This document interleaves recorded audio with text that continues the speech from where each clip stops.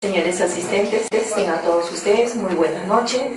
Siguiendo con el diplomado sobre aspectos legales de la gestión inmobiliaria y derecho urbanístico, esta noche se encuentra con nosotros el doctor Sergio Berros Pipolo, abogado por la Pontificia Universidad Católica del Perú, maestría en Derecho Civil, doctorado en la Universidad Sevilla, España, profesor de la Pontificia Universidad Católica del Perú y la Universidad de Lima, y notario público de Lima, con el tema el procedimiento de la prescripción adquisitiva y la rectificación diaria en sede notarial. Recibamos con fuertes aplausos al doctor Sergio Berros Pipolo.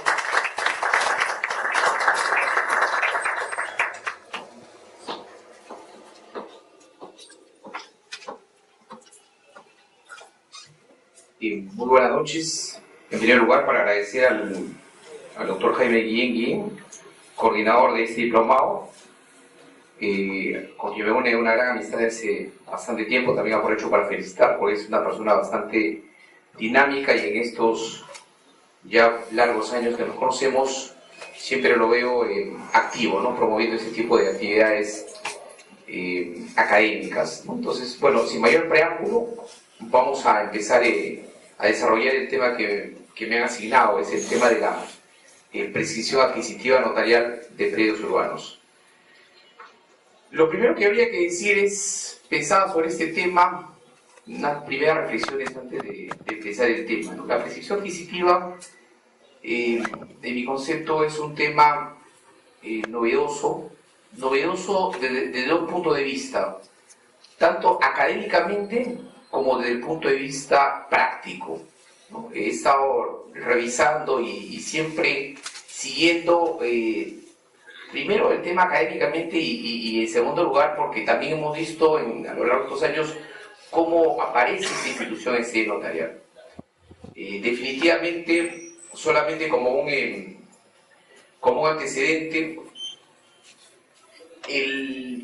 lo que conocemos algo de derecho notarial, sabemos que el año 96 se da un cambio fundamental en la figura del notario.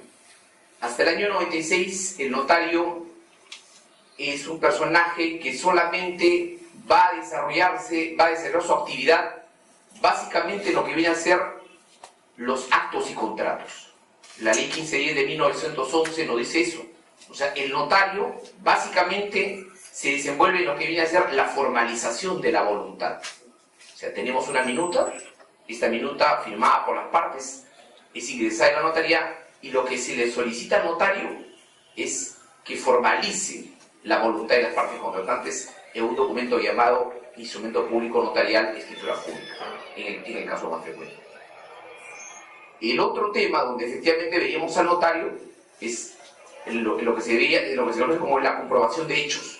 Pero este tema de comprobación de hechos, este dar fe de actos, de circunstancias, de cualquier acontecimiento, es un tema que va a ser poco conocido, ¿no? El tercer tema que aparece en 1996 es el tema que se conoce como los asuntos no contenciosos. ¿Por qué es importante esto? ¿Por qué creo que aquí hay un corte en la figura del notario peruano? Porque hasta ese momento el notario peruano no podía y no realizaba actos que estaban dedicados o reservados exclusivamente al juez. O sea, a partir del 96 el notario peruano adquiere otra dimensión. En Colombia y en los países centroamericanos se conoce esta función como la jurisdicción voluntaria. ¿Y a qué me refiero? Que efectivamente, y esto lo digo también como notario, porque en 1996 era inimaginable, estoy hablando de 95 años antes, de que el notario podría estar viendo temas que eran, repito, que estaban reservados al juez. Definitivamente siempre pues se marcaba esa diferencia, uno iba al notario, uno al juez, pero no se daba, ¿no?, esa posibilidad de que uno pudiera ir o al notario o al juez.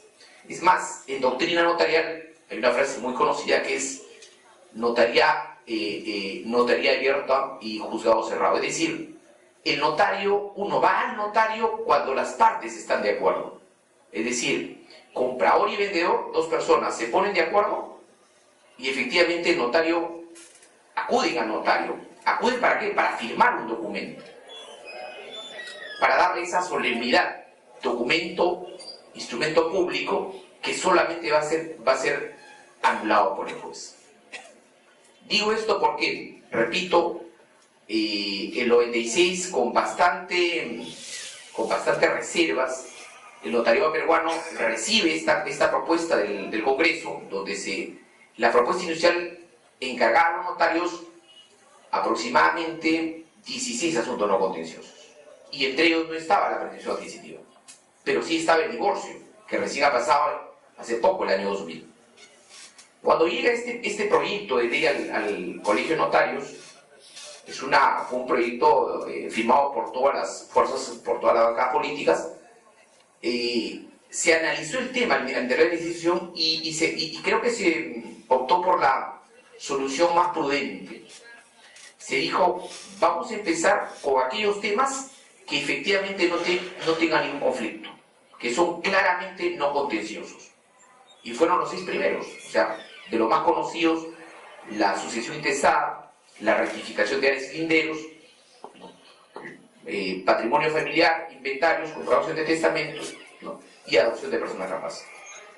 Todos estos temas tienen una característica, repito, cuando uno va al Código Procesal Civil, nos damos cuenta que estos 6 asuntos son no contenciosos.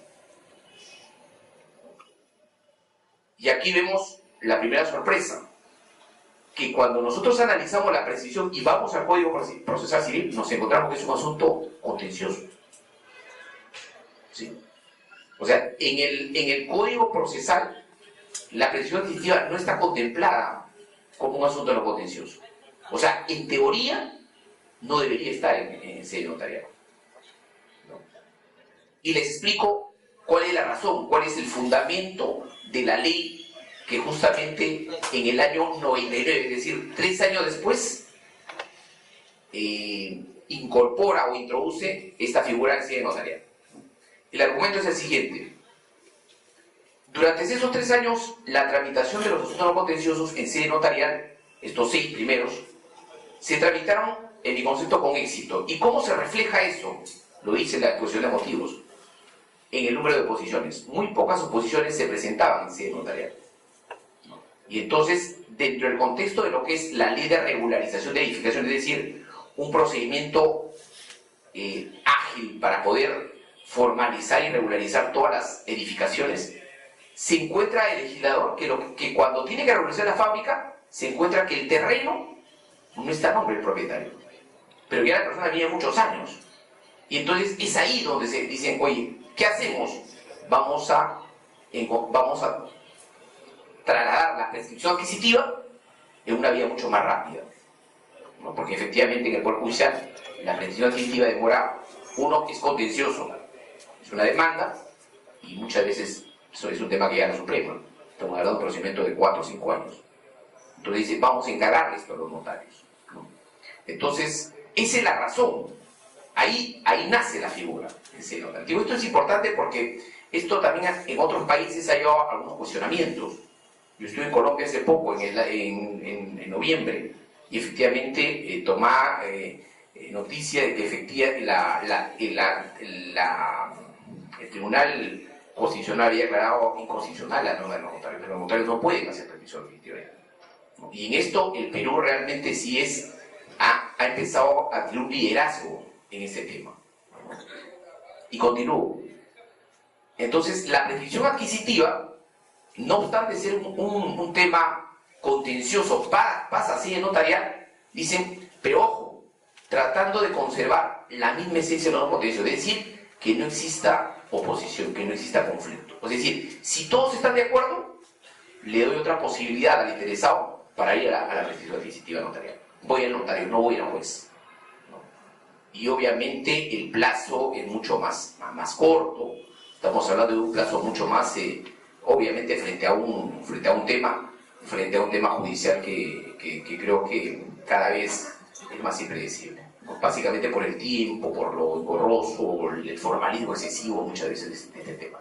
Entonces, hago esta pequeña introducción un poco para explicarles ¿por qué la presión adquisitiva está en sede notaria? O sea, hoy, ¿por qué los notarios peruanos pueden tramitar la presión adquisitiva? Tiene, dicho sea de paso, detractores y defensores, ¿no? Entonces, con este preámbulo, empiezo a desarrollar el tema y vamos a tener un orden esquemático. Una segunda anotación que podría un poco para ubicarlos y para tener un poco de orden. Esto es un poco más o menos lo que he desarrollado, ¿no? Ya he comentado, la escena diapositiva, es un tema nuevo, hay muy poca bibliografía. Los que quieran indagar sobre este tema, por ejemplo, en el Perú existe un solo libro que me parece muy interesante, un aporte del doctor Gunther González, que ha sido registrador, que ha sido notario, ahorita es vocal, una persona muy reconocida académicamente y también con mucha experiencia, ¿no? Lo que yo quiero ahora, esta noche, traerles a ustedes es un tema de repente novedoso, ¿no? Que lo he compartido también en muchas exposiciones. Yo creo que este tema hay que estudiarlo desde el enfoque notarial, ¿no? Y digo, ¿por qué enfoque notarial? Porque ya en estos 17 años de notario confirmo una tesis que efectivamente lo iba descubriendo los primeros años de notariado. La visión, la óptica del notario es diferente a la óptica del abogado, ¿no? ¿Por qué? Porque si bien es cierto, el notario es abogado por formación, es decir, para ser notario hay que ser obligatoriamente abogado, que tiene formación jurídica. Sin embargo, por la posición en la que está ubicado el notario, su enfoque es diferente, ¿no? Y este es un típico caso, cuando veamos más adelante las etapas de los asuntos, ¿no?, de la presión adquisitiva, vamos a ver con claridad esto. O sea, el notario no necesariamente está pensando igual que el abogado. Detrás, solamente para comentarles, el notario va a tener que calificar esto. Va con otra, y otro elemento importantísimo, ¿no? O sea, como el notario está prácticamente en el centro entre el abogado y el registrador, el notario tiene, desde mi punto de vista, una posición, una visión mucho más amplia y más integral, más completa del procedimiento. Entonces, es lo que esta noche quiero compartir con ustedes. Otro elemento importante que ya lo comenté, estamos en un tema muy importante, ¿no? Sumamente importante. O sea, le comenté esto, ¿por qué? Porque, repito, cuando uno va a otros países y comenta con notarios de otros países que en el Perú se está haciendo la presión adquisitiva, y dice, ¿y cómo es eso? Hay una sorpresa enorme, porque allá en muchos países ni se imaginan. Primero, porque es no contencioso. Y segundo, en el tema de formalización ha avanzado muy poco. Aquí, evidentemente, las normas sobre formalización de propiedad informal, hay todo un desarrollo, hay un avance importante. Yo ya, después de, con 12 años de esta norma, a partir del año 99, 2000, que sea el reglamento y que se está aplicando, efectivamente es importante hacer un balance. Repito, hay una importancia académica del tema y aparte el impacto jurídico y económico. ¿Por qué? Porque, como lo dice la diapositiva, solamente con el transcurso del tiempo, es decir, poseyendo el inmueble, me puedo ser propietario. En buena cuenta, yo simplemente viviendo en un inmueble, si cumplo cierto tiempo y ciertos requisitos, determinada posición, puedo ser propietario. Ojo, y aquí el tema es importante porque efectivamente yo me hago propietario y no tengo nada que pagar, no pago nada, ¿no? O sea, no es como una compraventa, que es diferente, donde hay una contraprestación, hay dinero. Bueno, comenté aquí el tema de que también existen posiciones a favor y en contra, repito, ¿no? Aquí hay un debate interesante también en doctrina entre el doctor Martín Mejorá, catedrático muy reconocido en la Católica, discípulo del doctor Avendaño, y también el doctor Gunther González, respecto justamente a las ventajas y desventajas de esta institución. Bueno, cuando preparaba el tema, definitivamente me pareció interesante mencionar al inicio que lo que vamos esta noche a desarrollar es la prescripción adquisitiva de predios urbanos. Sí, estamos hablando de predios urbanos, ¿no? Porque efectivamente los predios rústicos, vamos a ver que también la prescripción adquisitiva de vehículos es todo notariado, pero puede dar lugar a otra exposición. Entonces sería importante. Este es un poco el enfoque, de esta manera vamos a desarrollar el tema. La primera parte de la exposición vamos a abordar los fundamentos conceptuales, es decir, cuáles son los 2 o 3 conceptos más importantes que hay que tener en cuenta respecto a este tema, ¿no? para poder entenderlo a cabalidad. La segunda parte es el marco normativo, es decir, qué normas hoy actualmente, si yo quiero iniciar un trámite o soy registrador y voy a inscribir tengo un título que he ingresado sobre presión, cuáles son las normas que tengo que tener en cuenta. Me parece fundamental, ¿no? En el tercer capítulo está lo que de alguna manera es un modesto aporte, lo que yo considero un análisis práctico notarial, ¿no? Si bien es cierto, yo soy convencido por la formación jurídica que tengo, que es muy importante el tema doctrinario para entender las instituciones, ¿no? Sí, creo que hay que aterrizar, y esa es la virtud que creo que nos da la función notarial. O sea, en la función notarial estamos con el derecho vivo, el día a día, es decir, qué casos se están presentando. Entonces, en esta tercera parte lo que quiero es que esto sea muy práctico, de acá salgamos con una idea muy clara de las etapas, del procedimiento, los plazos, a dónde tenemos que ir, qué requisitos, qué problemas se plantean con cada requisito, ¿no? ¿Qué es lo que hace el notario? ¿Qué es lo que tiene que hacer el abogado? ¿Qué hace el registrador? ¿No? Eso involucra. Aquí hay un flujograma también que me parece importante porque, si bien es cierto, las normas a veces son confusas, creo que hay que tener una visión de conjunto también, ¿no? Una visión de conjunto que nos va a permitir un poco avanzar. Punto 5, vamos a ver los casos notariales relevantes. Yo he distinguido acá hasta 16 casos notariales, ¿no? Definitivamente pueden haber muchos más, pero creo que son los más relevantes o los que merecen de alguna manera compartir con auditorio como nos acompaña esta noche. Y finalmente también he podido tener una aproximación a la jurisprudencia notarial registral judicial más relevante también de ese tema. Entonces, vamos con la primera parte. Aquí vemos el primer concepto que vamos a ver, el tema de la prescripción adquisitiva, ¿no? Aquí vemos el tema del concepto, o sea, qué cosa es la prescripción adquisitiva. Si nosotros queremos encontrar una definición legal, tenemos que acudir hay una norma expresa que nos da una luces sobre la prescripción adquisitiva, es el 950 del Código Civil. El primer elemento claro que tenemos que tener aquí en el tema de prescripción es que es un modo originario de adquirir propiedad. O sea, ¿en qué sentido originario? Porque hay 2 maneras de adquirir propiedad. O la propiedad se adquiere de una manera derivada o de una manera originario en el sentido de que efectivamente en oposición a la derivada. ¿Por qué? Porque la derivada es, el ejemplo típico es el caso de la compraventa, ¿no? Donde hay un título, o sea, hay una persona, yo adquiero la propiedad de un tercero, una persona, un titular registrado que me vende. Aquí no. Aquí hay un modo original en el sentido de que efectivamente, y justamente el ejemplo típico es la prescripción.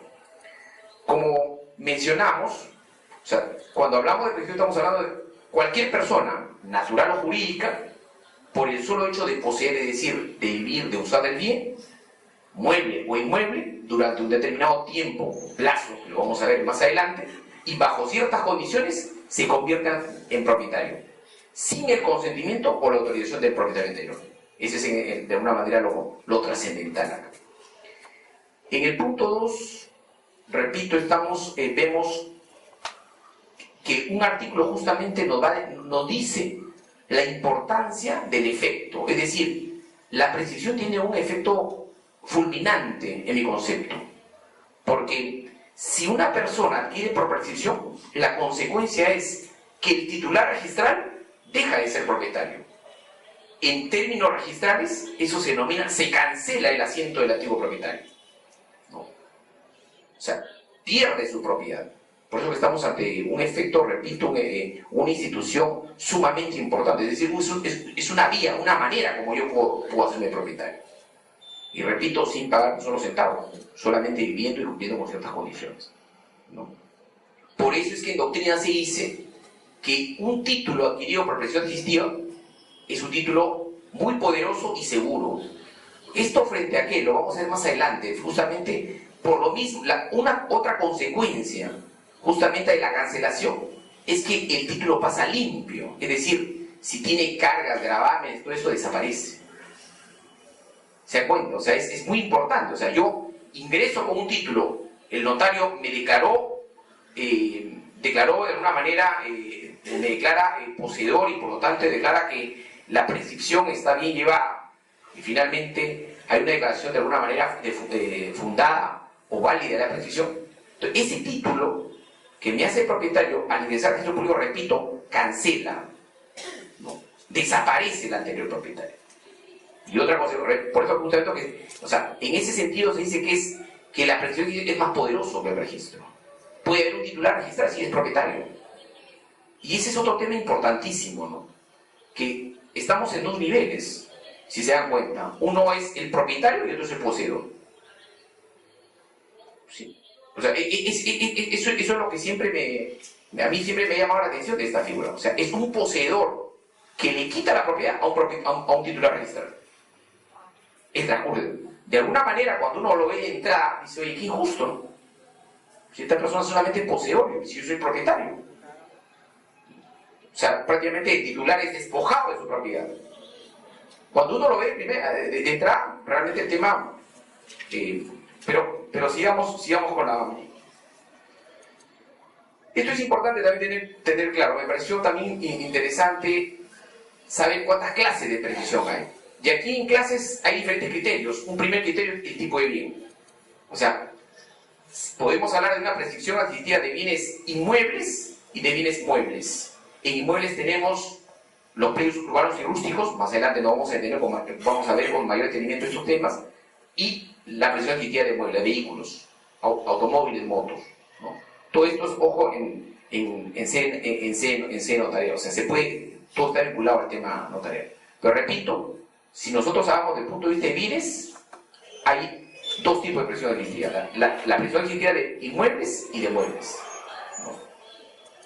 Si tenemos en cuenta el criterio del tiempo, en el caso de inmuebles, acá repito, solamente remarco y subrayo, en el caso de inmuebles, hay dos tipos de prescripciones, una prescripción la corta y la prescripción larga o extraordinaria. En el caso de la prescripción corta, el plazo es de 5 años, y acá se requiere recurso, título y buena fe, y en el caso de la prescripción larga, solo basta los 10 años, no es necesario ni el justo título ni la buena fe. Repito, o sea, y justamente preciso que lo que ha pasado al notario es solamente la prescripción larga, la prescripción extraordinaria. En cuanto al órgano que lo tramita, aquí hay tres instituciones, ¿no? Está la más antigua, la prescripción adquisitiva tradicional, que es la prescripción adquisitiva judicial, ¿no? Luego tenemos la prescripción adquisitiva administrativa, ¿no? Que actualmente se tramita ante COFOPRI, pero ojo, la norma de COFOPRI solamente es una norma temporal, porque esta prescripción se tramitaba ante la municipalidad, ¿no? Ente administrativo. Y desde mi punto de vista, la más reciente, la prescripción adquisitiva notarial, que data de 1999. Seguimos con el tema. Aquí está el tema del fundamento o la finalidad. Justamente comentaba con ustedes que la prescripción, cuando uno tiene una primera impresión de esta institución, efectivamente parece completamente injusta. Entonces, la pregunta es, ¿y por qué el derecho crea una figura como esta? Para de alguna manera despojar a un propietario que tiene su derecho inscrito. Entonces, aquí encontramos, y también aquí cito al doctor Gunter González, en este libro sobre el usucapión, donde él hace un desarrollo interesante y bastante extenso sobre el tema de la finalidad, ¿no? En doctrina se menciona, ¿no?, que es creado como un mecanismo de prueba de la propia persona, la prueba diabólica, ¿no? O sea, acá en buena cuenta de lo que se trata es de hacer un corte, dice, vamos, un corte de 10 años, y acá limpiamos el título y acá nace nuevamente un nuevo título, y acá y de atrás para adelante ya no interesa, ¿no? Entonces, también se habla de una solución jurídica, se habla de que debe encontrar una base de justicia, y quizás en el punto de, cuando se hablan de dos tipos de fundamentos, encontremos la explicación de esta institución. O sea, hay un fundamento positivo y un fundamento negativo. El positivo es, la prescripción adquisitiva es un premio al poseedor que actúa como propietario. ¿Sí? Hay una persona que efectivamente vive en un predio, tiene más de 15, 20 años, y efectivamente se comporta como propietario. Paga su autovalúo, realizan todos los actos posesorios, todos los vecinos lo conocen como el propietario del predio, ¿no? Efectivamente paga agua, luz y teléfono, ¿no? Es decir, una persona que efectivamente se preocupa, cuida el predio, ¿no? Y al otro lado tenemos el propietario, o sea, el titular registral, es decir, el que aparece en los registros públicos como propietario. Pero este señor no paga el predio, no paga los impuestos, no paga el predial, tampoco paga luz y teléfono, y lo más grave es que efectivamente no vive en el predio. ¿Sí? Entonces, por eso es que justamente se habla de una sanción al propietario negligente, abstencionista y improductivo. En este sentido es importante remarcar que efectivamente cuando se habla de posesión, o sea, hay un elemento, si se quiere, individual, ¿no? Pero también se vincula esto a un tema social, ¿no? Efectivamente, la presencia de un propietario con estas características pues origina un perjuicio a la sociedad, ¿no? Al Estado, a la sociedad, tema impuesto. Entonces, doy un poco esta visión para entender, ¿no? Justamente este tema, este punto es lo que origina la controversia, ¿no? Entre personas que son detractores de la prescripción, ¿no? Y obviamente personas que también van a defender esta institución, ¿no? De hecho, ¿no? Esta es una institución que no solamente existe en otro sistema, también el sistema de Comodoro tiene esta figura, ¿no? Pero efectivamente pienso que a mí lo que siempre cuando uno lo ve y cuando uno lo ve en la práctica, efectivamente uno se encuentra pues, con una familia, un señor que ya tiene pues, como más de 30 años viviendo ahí, y efectivamente no ha podido inscribir su título, ¿no? Y ojo, esa es la realidad de la mayoría de personas, ¿no? O sea, creo que efectivamente hay un tema de una constatación real fáctica, ¿no? Mucha gente, por distintas razones, ¿no? Ya sea porque efectivamente tenían problemas lo del título, se murió, ya no están las personas que vivieron inicialmente, está toda la familia, o sea, pero creo la gran cantidad de personas en nuestro país, y este es un tema, justamente, esa es la razón de la creación de COFOPRI. O sea, COFOPRI nace con esa finalidad, ¿no? Porque el tema es, y aquí un poco me aparto de la exposición para comentarlo, o sea, el gran drama en el tema de propiedad es que efectivamente en la propiedad formal es un grupo reducido, ¿no? Si lo comparamos con la propiedad informal. Entonces ahí es donde, ¿para qué nace COFOPRI? Con la finalidad de que el Estado tenga un rol promotor, ¿no? De cómo vamos saneando, y ahí nace también el concepto de saneamiento, o sea, es decir, cómo retiramos las piedras del camino para que ese título llegue a registros públicos. De hecho, que los notarios cumplen esa función, pero ojo, es una función, en mi concepto, insuficiente, porque es un tema de Estado. O sea, el notario, ojo, por eso le digo que hay otra visión del notario. El notario siempre está en el tema de la seguridad jurídica, fundamentalmente, ¿no? O sea, el notario está para brindar seguridad jurídica. Ojo, al notario se acude solamente cuando las partes están de acuerdo y cuando interviene cuando la parte lo solicita. El notario no actúa de oficio. ¿Me dejo entender? Ese es el gran tema. Por eso es que COFOPRI es necesario, porque evidentemente se necesita pues un rol activo del Estado para poder formalizar. Este es un tema, repito, cuando he tenido oportunidad de participar en los congresos del Congreso Latinoamericano de Derecho Registrar, donde se reúnen todos los registradores y notarios a nivel latinoamericano, este es el tema que concita mayores interés, porque la realidad en el tema de propiedad del Perú es similar a todos los países latinoamericanos. El gran drama es el tema de la formalización de la propiedad. ¿Cómo logramos que la mayor cantidad de gente pueda inscribir su título? Y ahí surge esta salida, ¿no? Que justamente la presión adquisitiva pase así de notario. Aquí ya voy a entrar al tema de los requisitos o elementos constitutivos. Aquí tendremos ya de la presión adquisitiva de inmuebles. Aquí hay dos conceptos que quiero analizar: el concepto de la posesión y el concepto del predio, es decir, cómo tiene que ser esta posesión, ¿no? Esto evidentemente a la luz del Código Civil, ¿no? Antes de aterrizar en la ley específica o en la ley sobre el asunto no contencioso, sobre la ley de regulación de edificaciones. Bueno, solamente aquí estoy recordando, ¿no? La clase de derechos reales en la parte de la posesión, ¿no? Hay dos características importantes. Una característica de carácter subjetivo, ¿no? Que es el poseer como propietario. Es decir, lo primero que tiene que hacer una persona es, ojo, yo soy una persona que me considero propietario, actúo como propietario.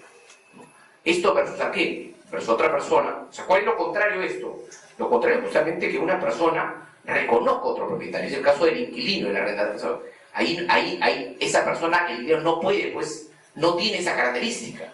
Es decir, no posee como propietario, porque está reconocido. El pago del alquiler representa que yo reconozco a otra persona como propietario. Repito, primer requisito, tener el ánimo doble, poseer como propietario. Y esta posesión no es cualquier posesión. Es decir, yo, claro, puedo vivir ahí, ¿no? Definitivamente de repente voy de vez en cuando, o es una posesión, no. Hay requisitos, hay condiciones. Y condiciones que el notario va a tener que evaluar también en cada caso.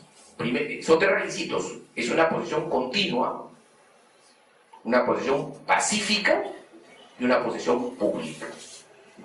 Hago algunas anotaciones, está en la diapositiva respecto a cada uno de esos temas. Bueno, el tema de la continuidad se entiende efectivamente que como regla general, la regla general en el tema de la continuidad es que no hay interrupción. O sea, esto lo dice también resoluciones de casación de la Corte Suprema, que indica que definen el tema de la continuidad como que no existan lagunas. La excepción, ¿cuál es a esta regla? La excepción es efectivamente cuando por algunos motivos el poseedor pierde, ¿no? Pierde este contacto con el bien, tiene un plazo de 1 año para recuperarlo. Eso está en el Código Civil, ¿no?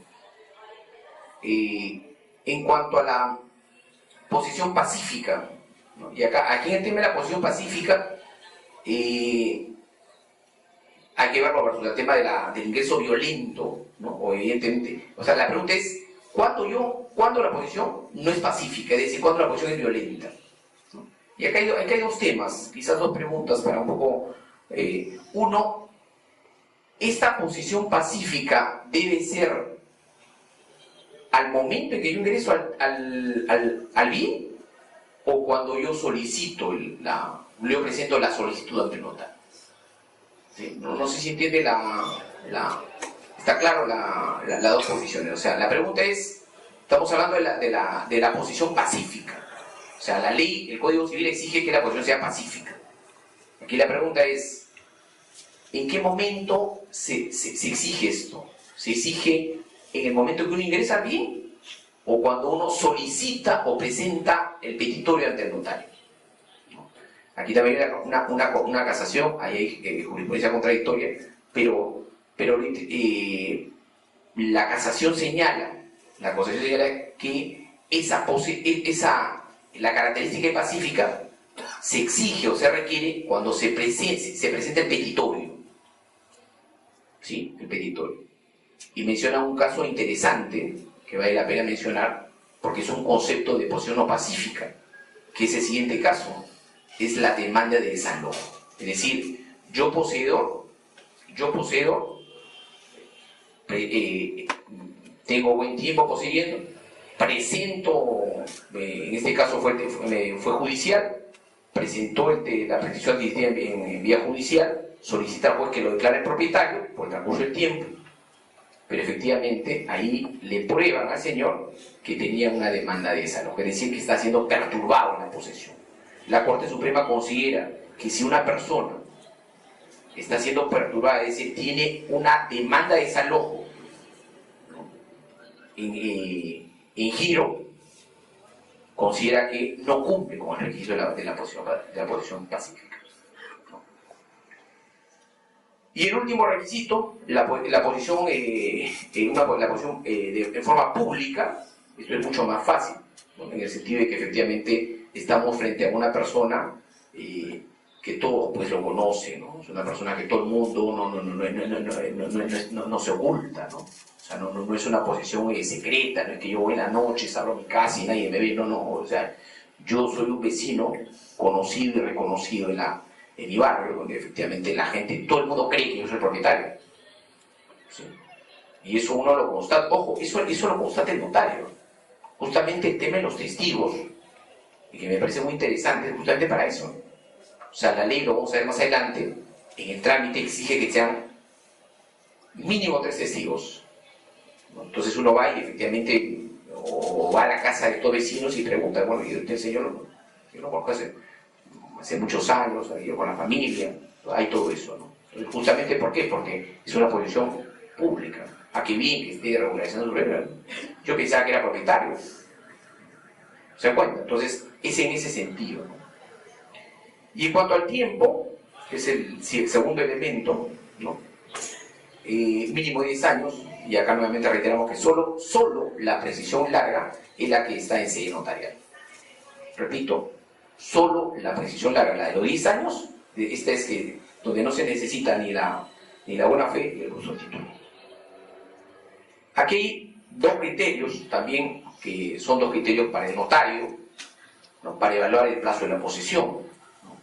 Está la suma de plazos posesorios del transferente inmediato, está en el artículo 898, y la presunción de la posesión del tiempo intermedio, ¿no? El primer criterio, la verdad que es un criterio que va a depender del notario. O sea, el notario va a ver si lo aplica o no lo aplica. Definitivamente es un tema un poco más delicado, ¿no? O sea, que yo le sume esos plazos, la verdad que en la práctica se hace un poco difícil, ¿no? Lo digo con experiencia en estos temas. No es fácil, efectivamente, que me hace que voy a sumar mi plazo posesorio con el de atrás. La norma está, ¿no? Pero ojo, la norma lo permite. O sea, lo que quiero dejar constancia de eso, ¿no?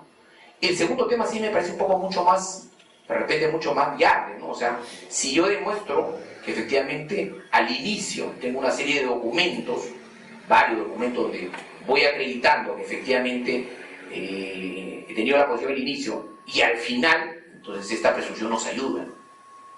Estoy pensando concretamente que mucha gente a veces tiene pues recibos de agua, luz, teléfono, no los tiene, nadie los conserva todo. Nadie conserva todo. Pero sí tiene una cantidad importante que nos permite evaluar y de repente por ahí faltan 2 o 3 años. Entonces, creo que esta norma sí nos ayuda ahí, porque nos permite hacer esa presunción. Pero ojo, va a depender del notario. Este es un tema ya de criterio, por eso que creo que es importante mencionarlo. En cuanto al segundo concepto importante era el tema del predio, inmueble o terreno, ¿no? He colocado eso porque es la forma genérica como se conoce.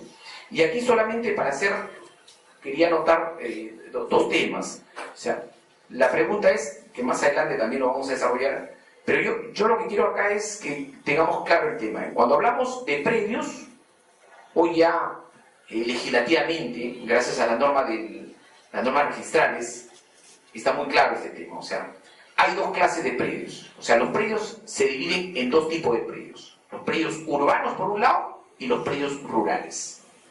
¿Sí? Repito, predios urbanos y predios rurales. ¿Qué es lo que marca la diferencia? Cuando un predio se convierte en urbano, ¿qué le da esa categoría de urbano? La regla general, en principio, el concepto clave ahí es la habilitación urbana. ¿Sí?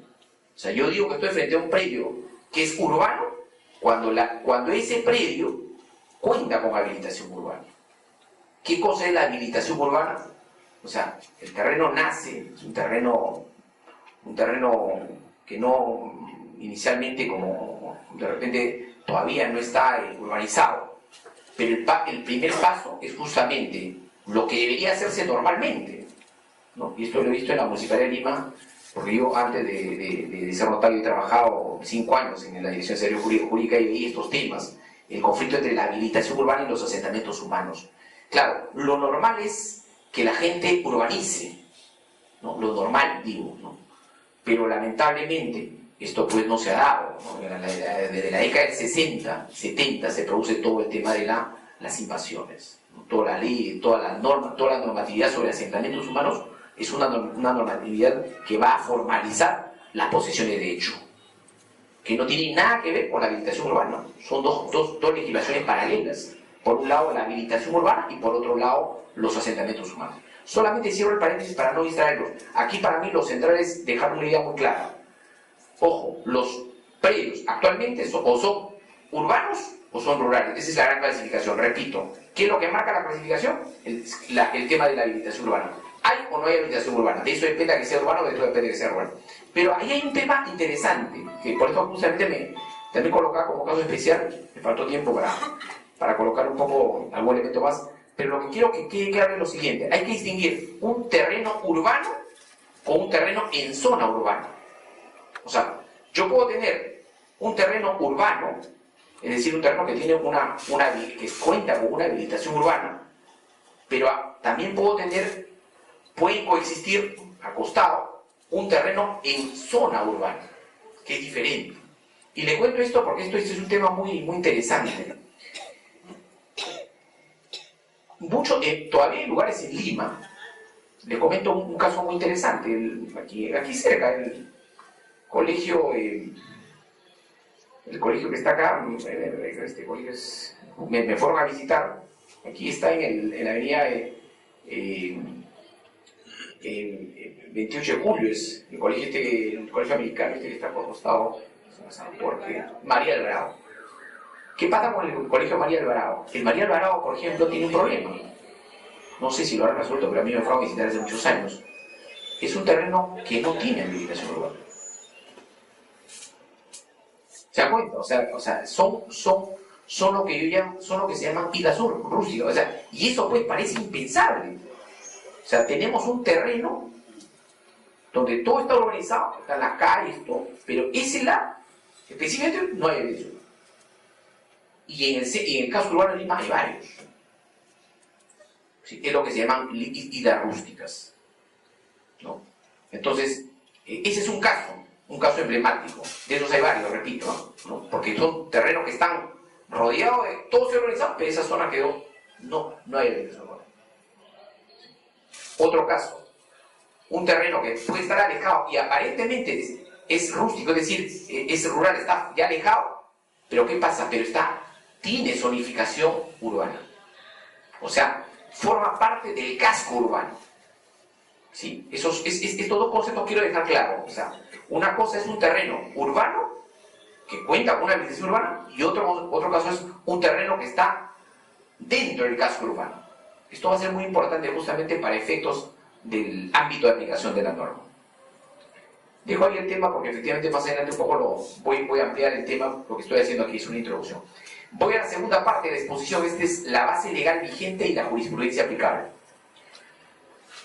Aquí hay dos tipos de normas. Hay normas de aplicación directa o inmediata, normas obligatorias, y normas de aplicación supletoria, ¿no? Está en la siguiente diapositiva.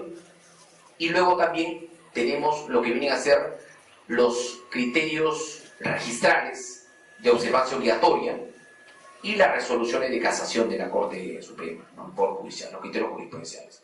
Entonces, en lo que son las normas de aplicación directa, este es el cuadro. Aquí tenemos, este es el marco. ¿Dónde nace este tema? Nace el año 99, como les comentaba, a la introducción de mi posición. La ley, hay un error, es 27157. Hay un pequeño error, un error de digitación. Es la famosa 27157. Es la famosa ley de regularización de edificaciones. Esa es una norma que se da en el año 99 y justamente tiene la finalidad, como su nombre indica, es crear un procedimiento simplificado, más corto. ¿Para qué? Para justamente regularizar aquellas edificaciones construidas hasta esa fecha, ¿no? Entonces aquí se crea un procedimiento especial, ¿no? De alguna manera se deja de lado al municipio. Antes de esto estaban las normas municipales. O sea, si yo quería el tema de la fábrica, estaba en manos de la Municipalidad de Lima, ¿no? Entonces yo les cuento, al final, después de los 5 años que trabajé en la municipalidad, mi conclusión era muy clara. O sea, más demorado un expediente en la municipalidad, y eso sigue demorando, ¿no? Más demorado un expediente en la municipalidad que en el Poder Judicial. Al menos en el tema de habilitación y estos temas, el tema administrativo lo comento porque lo he vivido de dentro. O sea, por lo mismo, por el tema de la burocracia, por el otro tema que era las normas municipales, muchas veces eran normas, muchas de esas ordenanzas, los decretos de alcaldía no se publicaban. Y había existe, no sé si todavía sigue existiendo, pero existía pues una especie de secretismo de no difundir esa norma. Por ejemplo, a veces, imagínense, a veces uno se pregunta, ¿y cuál es la norma que dice que el retiro en esta calle es de tantos metros? Esa norma, ¿quién la conoce? ¿Dónde está esa norma? ¿Se dan cuenta? Porque el problema se plantea cuando a alguien se le ocurre tomar el retiro. ¿No? Solamente hago esta pequeña acotación y cierro el paréntesis. Entonces, en el 99 empieza todo esto, el tema de la prescripción. Es la primera norma, y repito, los primeros sorprendidos en cuando vimos la otra fuimos los notarios, porque vimos ahí efectivamente un tema que nunca imaginábamos. Es decir, es más, había mucho miedo, y eso lo digo con toda claridad, de los notarios de tramitar esto. Porque imaginen, si en temas no contenciosos, como puede ser una sucesión de Estado, una rectificación, se presentan problemas, ya imaginemos pues de un tema de esta trascendencia. Por eso que cuando ha aparecido el tema del divorcio, efectivamente el tema del divorcio frente a este tema es un tema muy sensible. Este es un tema mucho más delicado desde el punto de vista de trámite, de importancia y de efecto jurídico y económico, ¿no? La segunda norma, o sea, aquí en esta ley, la ley de resolución se da la norma, y ahí justamente como repito, esta norma denomina la prescripción adquisitiva, lo llama saneamiento con regularización, ¿no? O sea, repito, el concepto es, yo tramito una fábrica, ¿no? Una regularización de una edificación, me doy cuenta que efectivamente he construido en el terreno y quiero regularizar la fábrica, y al momento de regularizar me doy cuenta que el terreno tampoco lo necesito. ¿Sí? Ese es el supuesto. O sea, el terreno no está inscrito. Entonces, al no estar el terreno inscrito, me encuentro con dos problemas. La fábrica no está inscrito y el terreno está inscrito. Entonces, no puedo hacer nada si yo inscribo la fábrica y no tengo el terreno, no está mi nombre. Entonces, ¿cuál es la salida? Prescripción adquisitiva notarial. En el interín, esta norma bastante defectuosa, la norma original, había muchos conceptos notariales, inclusive la tramitación era un poco incorrecta, entonces llevó a que un grupo de notarios empezáramos a estudiar el tema y se da esta ley complementaria al año siguiente, la 27337, que es una norma de alguna manera que corrige los errores desde el punto de vista de la tramitación, ¿no? Solamente para comentarles un ejemplo, se había visto el problema, por ejemplo, que existía cuando hay una oposición. Si alguien se oponía, entonces el notario tenía que enviar todo el expediente al juez competente. Eso dice la ley de asunto no contencioso y decía la norma original. Aquí se hace un cambio. ¿Sabes qué? Si hay una oposición, no nos compliquemos. Simplemente suspendemos el trámite, comunicamos al colegio de notarios y comunicamos a registros, y si el interesado quiere volver a iniciar, entonces simplemente que pida todo el expediente, recoge su expediente y él lo presenta al juzgado, ¿no? O sea, de alguna manera se trató de dar salidas mucho más prácticas. Porque ¿qué pasaba con el esquema anterior? En más de una oportunidad se enviaba, primero que la norma no era clara, no decía si era el juez de paz o el juez de primera instancia. Entonces uno suspendía y enviaba el expediente, entonces el otro te devolvía. Y ahí nos va a demorar 2 o 3 meses. Entonces, lo enviabas al otro y decían, no, a mí no me corresponde, por si acaso es el otro. Entonces, el expediente iba como un ping-pong. Y finalmente ahí tenemos al interesado sumamente contrariado, con justificada razón. Entonces, aquí ojo, y en un tema de esta naturaleza era mucho más delicado, porque efectivamente aquí pues, yo tenía un caso donde la vez pasada vinieron como 15 personas, bueno, no sé. Era todo un grupo importante, entonces ya aquí era un tema, creo que se ha optado por lo más. Luego se da tenemos el texto único del reglamento. El reglamento se dio, el primer reglamento se dio en el 2008, del 2000, y el que está vigente ahora es el reglamento del 2006, con algunas modificaciones. Luego tenemos esta directiva de SUNAT, la 013, que de alguna manera va a ir recogiendo los problemas que voy a mencionar en los casos notariales. Y luego tenemos como una norma también importante, el Reglamento de Inscripción de Registro de Predios del año 2008, y acaba de promulgarse el texto único ordenado del Reglamento General de los Registros Públicos. Esto es recién, el mes pasado se acaba de... solamente como dato interesante, en el ámbito registral hay dos grandes normas, o sea, está el Código Civil, las normas específicas de SUNAT, pero en la parte operativa, es decir, en la parte de la función registral, tenemos como un marco general lo que se llama el Reglamento General de los Registros Públicos, ¿no?, donde se regula pues el título, los principios registrales, ¿no? Y lo que el legislador ha optado por cada registro, el registro previo, un reglamento, registro de testamentos, otro reglamento, registro de sociedades, otro reglamento. Son reglamentos registrales. ¿Qué está regulando? Regula solamente la parte registral. Es decir, cómo se realiza la inscripción o qué requisitos se necesita regular. Hago este paréntesis un poco para que entendamos la lógica desde el punto de vista legislativo de la materia registral. ¿Cuáles son las normas de aplicación supletoria? En normas de aplicación supletoria tenemos el decreto legislativo de notariado, el 1049. Ojo, no olvidemos que la presión asistencia es un asunto no contencioso más, ¿no? O sea, dentro de los 6 primeros, el 99 se suman 3 más: prescripción adquisitiva, título supletorio y rectificación de áreas y linderos. Esa es la lógica. Luego tenemos la ley 26662, que es la ley de competencia notarial de asuntos no contenciosos.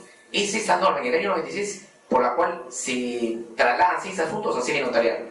El Código Civil, donde está justamente todo el tema que acabamos de analizar, la parte general, es decir, el concepto de posesión, ¿no?, los plazos posesorios, las características de la posesión, todo eso está en el Código Civil. Y el Código Procesal Civil, que se aplica supletoriamente, ¿no? Ese es más o menos, de alguna manera, el marco legal. Y luego tenemos los precedentes de observación obligatoria, los plenos registrales y la acción judicial del tema de casación, que lo vamos a ir comentando a lo largo de la exposición. Bueno, este es el análisis operativo, esto lo paso un poquito más de... Bien, vamos al ámbito de aplicación. Aquí la pregunta es, ¿qué predios se pueden prescribir? O sea, ¿qué tipo de predio? Es la primera pregunta. O sea, de entrada, yo digo, oye, este predio que está acá, ¿yo lo puedo prescribir ante notario o no? O sea, tengo que tener claridad. Por eso que es importante la introducción que hice sobre predios. O sea, predios urbanos, predios rústicos, ¿no?, predios urbanos y predios en el casco urbano. Esa diferencia. Entonces, primer supuesto, el supuesto más común, los predios urbanos. ¿Sí? Es predios que cuenten por lo menos con un proyecto de habilitación urbana aprobado. Ese es el requisito. Ese es el caso más frecuente, el más fácil. O sea, uno dice, bueno, yo quiero prescribir, digamos, ¿dónde está mi casa? ¿Dónde está ubicado? ¿Tiene o no tiene habilitación urbana? Si tiene habilitación urbana, aprobarlo, ese es el primer requisito. El siguiente tema es predios con edificaciones por regularizar, de acuerdo con la ley 27.157. Aquí es lo que le decía, o sea, uno debía, esto ha sido cambiado, este criterio, o sea, uno debía iniciar un trámite de regularización de fábrica y dentro de ese trámite podía soltar la presión de adquisitiva. Es lo que se denomina como la regularización con saneamiento de titulación, conocido como la prescripción adquisitiva de dominio. Repito, un poco para que quede claro, esta ley 27.157 nace, repito, para regularizar edificaciones, es decir, la fábrica. Yo tengo una fábrica que no es inscrita, entonces me da una salida, ¿no? Entonces queda todo un procedimiento. Entonces, dentro de este procedimiento, cuando yo estoy tratando de regularizar la fábrica de mi propiedad, me encuentro con la sorpresa de que mi terreno no está inscrito. Entonces, ahí ¿qué es lo que se hacía? Yo ingresaba el expediente de regularización de la fábrica. Cuando cuando el notario se da cuenta de eso, el notario suspendía este trámite, iniciaba el procedimiento de regularización. Esa era la manera como se entendía. Así nace, o sea, no nace de una manera autónoma, ¿sí? O sea, no es que a alguien se lo ocurra hacer, vamos con previsión, no. O sea, la previsión nace, repito, vinculada a la regularización de edificación, nace por esa necesidad, desde el punto de vista legal. O sea, si yo mañana quería simplemente, porque mucha gente iba a la notaría y decía, ¿sabes qué? Yo tengo tengo mi casa, tengo todo está todo inscrito, pero no tengo nada que regularizar. No hay fábrica que regularizar. No se podía. ¿Se dan cuenta? Ese es el supuesto. Este supuesto ha sido cambiado, por eso es importante pero es importante recordarlo, ¿no? Estos son los supuestos iniciales. Así nace la ley. Ahora, estos supuestos han sido ampliados. Entonces, el concepto restrictivo, predios urbanos y predios que están comprendidos dentro de un proceso de regulación se amplía. ¿Cuál? Primer concepto, terrenos urbanos sin construir. O sea, cuando se da la ley en el 99, yo no podía prescribir terrenos sin construir. Yo tenía que tener una fábrica. O sea, si yo tenía un terreno, entonces sé que, señores, tengo 30 años ahí, tengo posesión, tengo todo. Pero no lo puedo prescribir porque no hay fábrica. No sé si se dan cuenta del problema. O sea, estaba la salida, pero faltaba pues, justamente por este tema es que los notarios nos reunimos y se promovió esta ley complementaria, porque nos dimos cuenta que muchas personas tenían un terreno sin construir. No tenían por qué estar dentro de la ley de regularización, entonces se va ampliando. De alguna manera, la prescripción va cobrando autonomía, independencia, se desvincula de la fábrica. Entonces, con la ley complementaria. Luego tenemos otro tema, inmuebles con edificación inscrita, pero que no están en ningún supuesto. Justamente, ese fue un caso que se planteó en el Tribunal Registral, luego que ha sido adoptado como presidente de observancia obligatoria, dice, inmueble con edificación inscrita, pero que no está en ningún supuesto. Entonces, con esto, cualquier predio urbano se puede. O sea, ahí ya, en este momento, la prescripción adjetiva adquiere una total autonomía.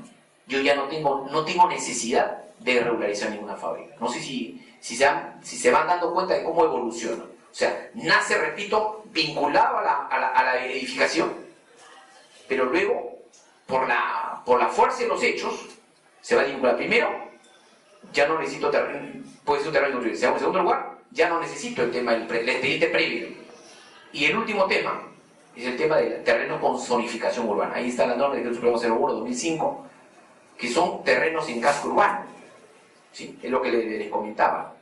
Cuando me fueron a comentar, me fueron a pedir opinión sobre este tema, esto fue, me parece, en el año 2000, el director y las autoridades del colegio, había esa imposibilidad de algo. No se puede. ¿No? ¿Por qué? Porque efectivamente no había todo un tema de la habilitación urbana, no contaban con la habilitación urbana, ¿no? Era una zona una isla rústica. Hoy ya con esto, efectivamente, en terreno de solidaridad, uno se pregunta hoy, ¿y hasta dónde va esto? Bueno, hay que ver cómo está la zonificación, ¿no? La zonificación la da Lima, entonces hay que revisar estas normas, ¿no? Pero lo que quiero anotar, y esta es la conclusión, que hoy se ha ampliado el concepto. Y creo que se ha ampliado positivo, ¿eh? O sea, yo creo que definitivamente, si bien es cierto, nace vincular la regulación, hoy la prescripción adquiere una autonomía, tiene vía propia. Entonces, hoy se puede prescribir ante notario cualquier predio inmueble construido o sin construir. Remarco, terreno sin construir. Ubicado dentro del casco urbano, hoy cuenta con su habilidad urbana. Tenga o no habilitación urbana y esté o no inscrito en los registros públicos. Matriculados e inmatriculados. Repito, es sumamente amplio. Esa es la conclusión. Ahora, definitivamente, también hay personas, y lo vamos a ver más adelante, esto también trae pues ciertos riesgos, ¿no? ¿Qué peligros origina que se puede prescribir cualquier terreno? O sea, se puede solicitar en teoría cualquier terreno, ¿no? Hace poco conversaba con un colega que decía, oye, con esta norma mañana prescribe un parque, ¿no? o un terreno, un aporte de Serpar, ¿no? Entonces creo que también se puede prestar a que sea utilizado para otras cosas, ¿no? Pero si uno lo ve desde una visión positiva, creo que se ha dado salida a una necesidad social, ¿no?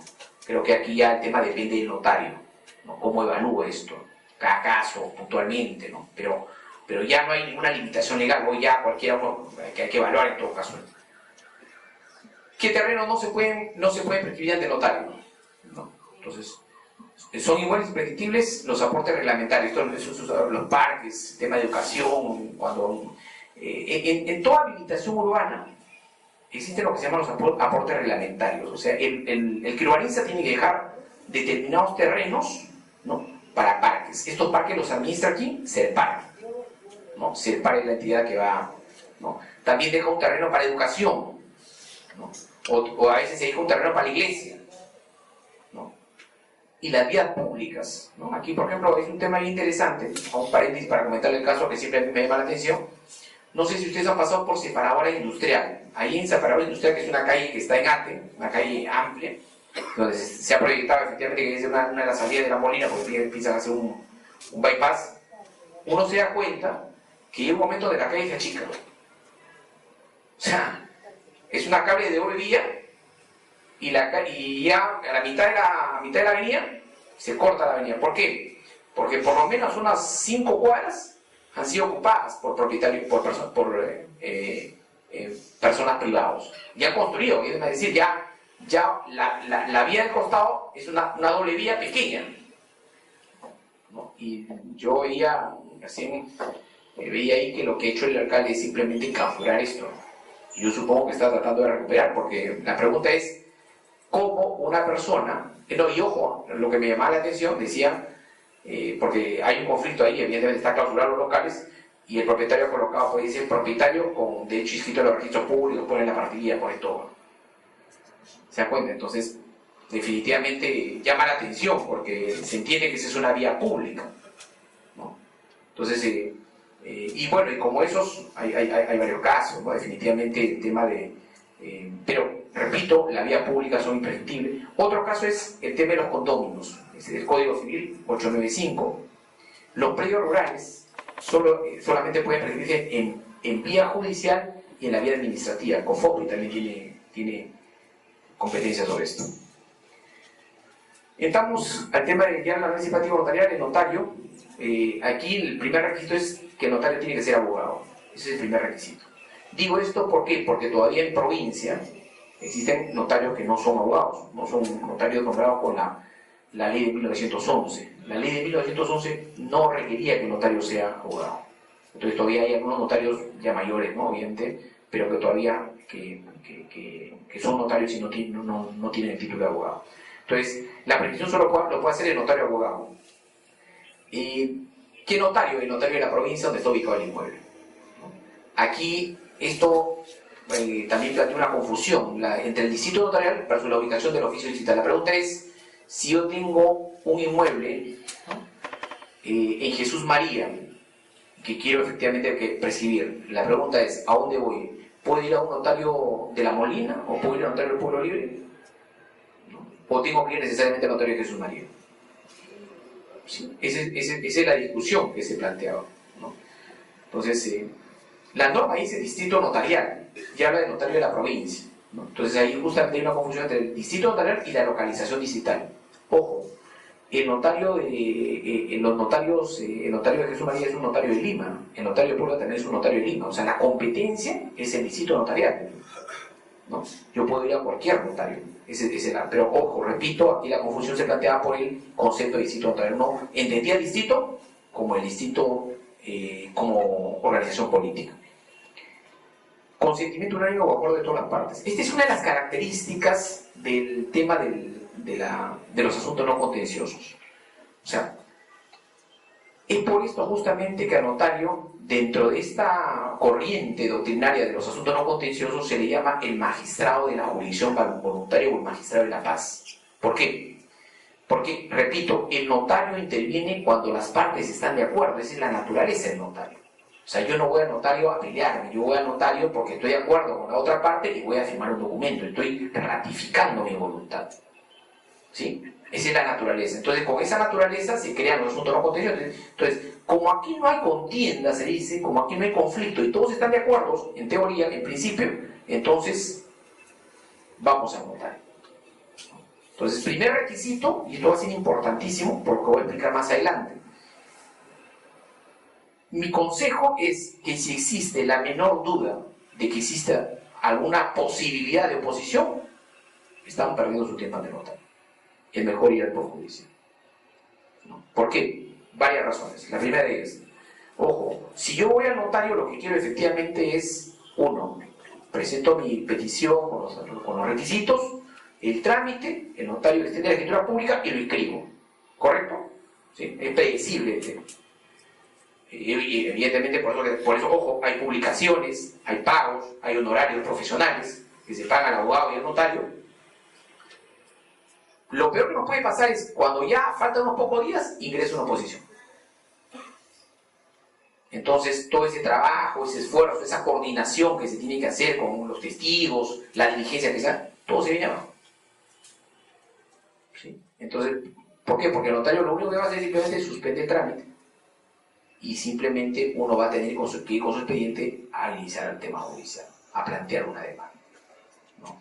Y ya en los casos notariales vamos a ver algunos temas donde efectivamente también, justamente por una falta de visión y de entendimiento de este concepto, se hicieron malas cosas, ¿no? Simplemente por una descoordinación, ¿no? Por eso que repito, el tema del consentimiento unánime en la Corte es muy importante, ¿no? Y esto ¿dónde se expresa? En la práctica.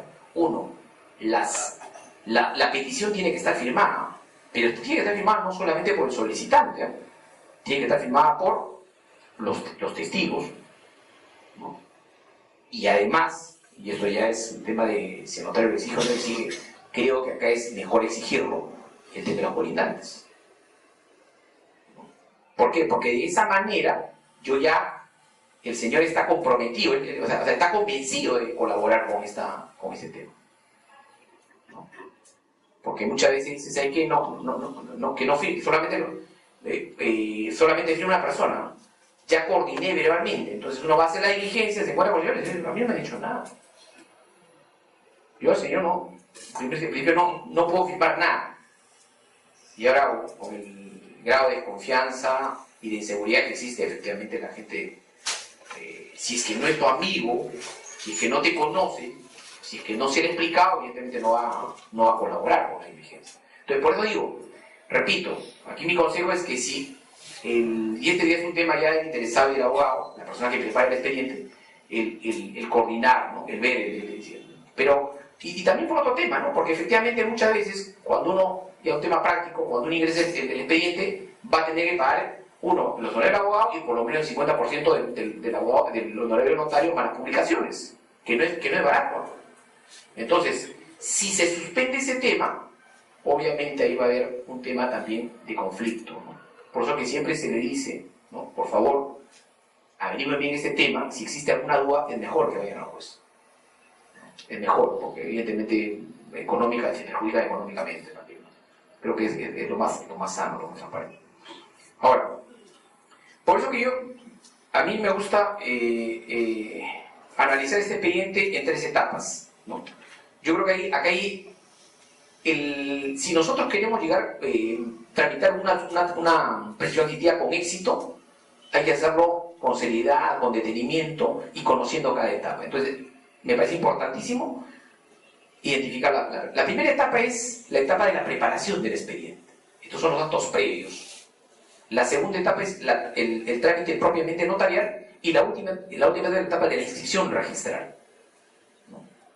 Entonces, en la etapa de la preparación del expediente, vamos a ver que es un tema que recae exclusivamente en el abogado. El abogado va a tener ahí que coordinar, porque obviamente el interesado no lo puede hacer. Aquí sí, este es un tema imprescindible, o sea, esto no lo puede hacer cualquiera. Igualmente no es un abogado especialista que conoce y que maneja estos temas, ¿no? ¿A dónde tengo que ir? Bueno, evidentemente vamos a tener que acudir, en primer lugar, lo vemos más adelante, a instituciones como la primera institución con la que me encuentro es el municipio de entrada. ¿Por qué? Porque el municipio me tiene que expedir el certificado de posesión, el certificado municipal de posesión, y también los recibos del predial, el pago del impuesto del predial. 2 requisitos de entrada. Una segunda institución donde voy a tener que acudir es el registro público, porque si estamos frente a un inmueble inscrito, necesitamos la copia literal del inmueble para también presentarlo como un requisito. Pero repito, este tema de la preparación del expediente me parece importante en las etapas, un poco para identificar qué actos, qué cosas tenemos que hacer en cada momento. aquí estamos desarrollando un poco los requisitos específicos. Aquí tenemos formales.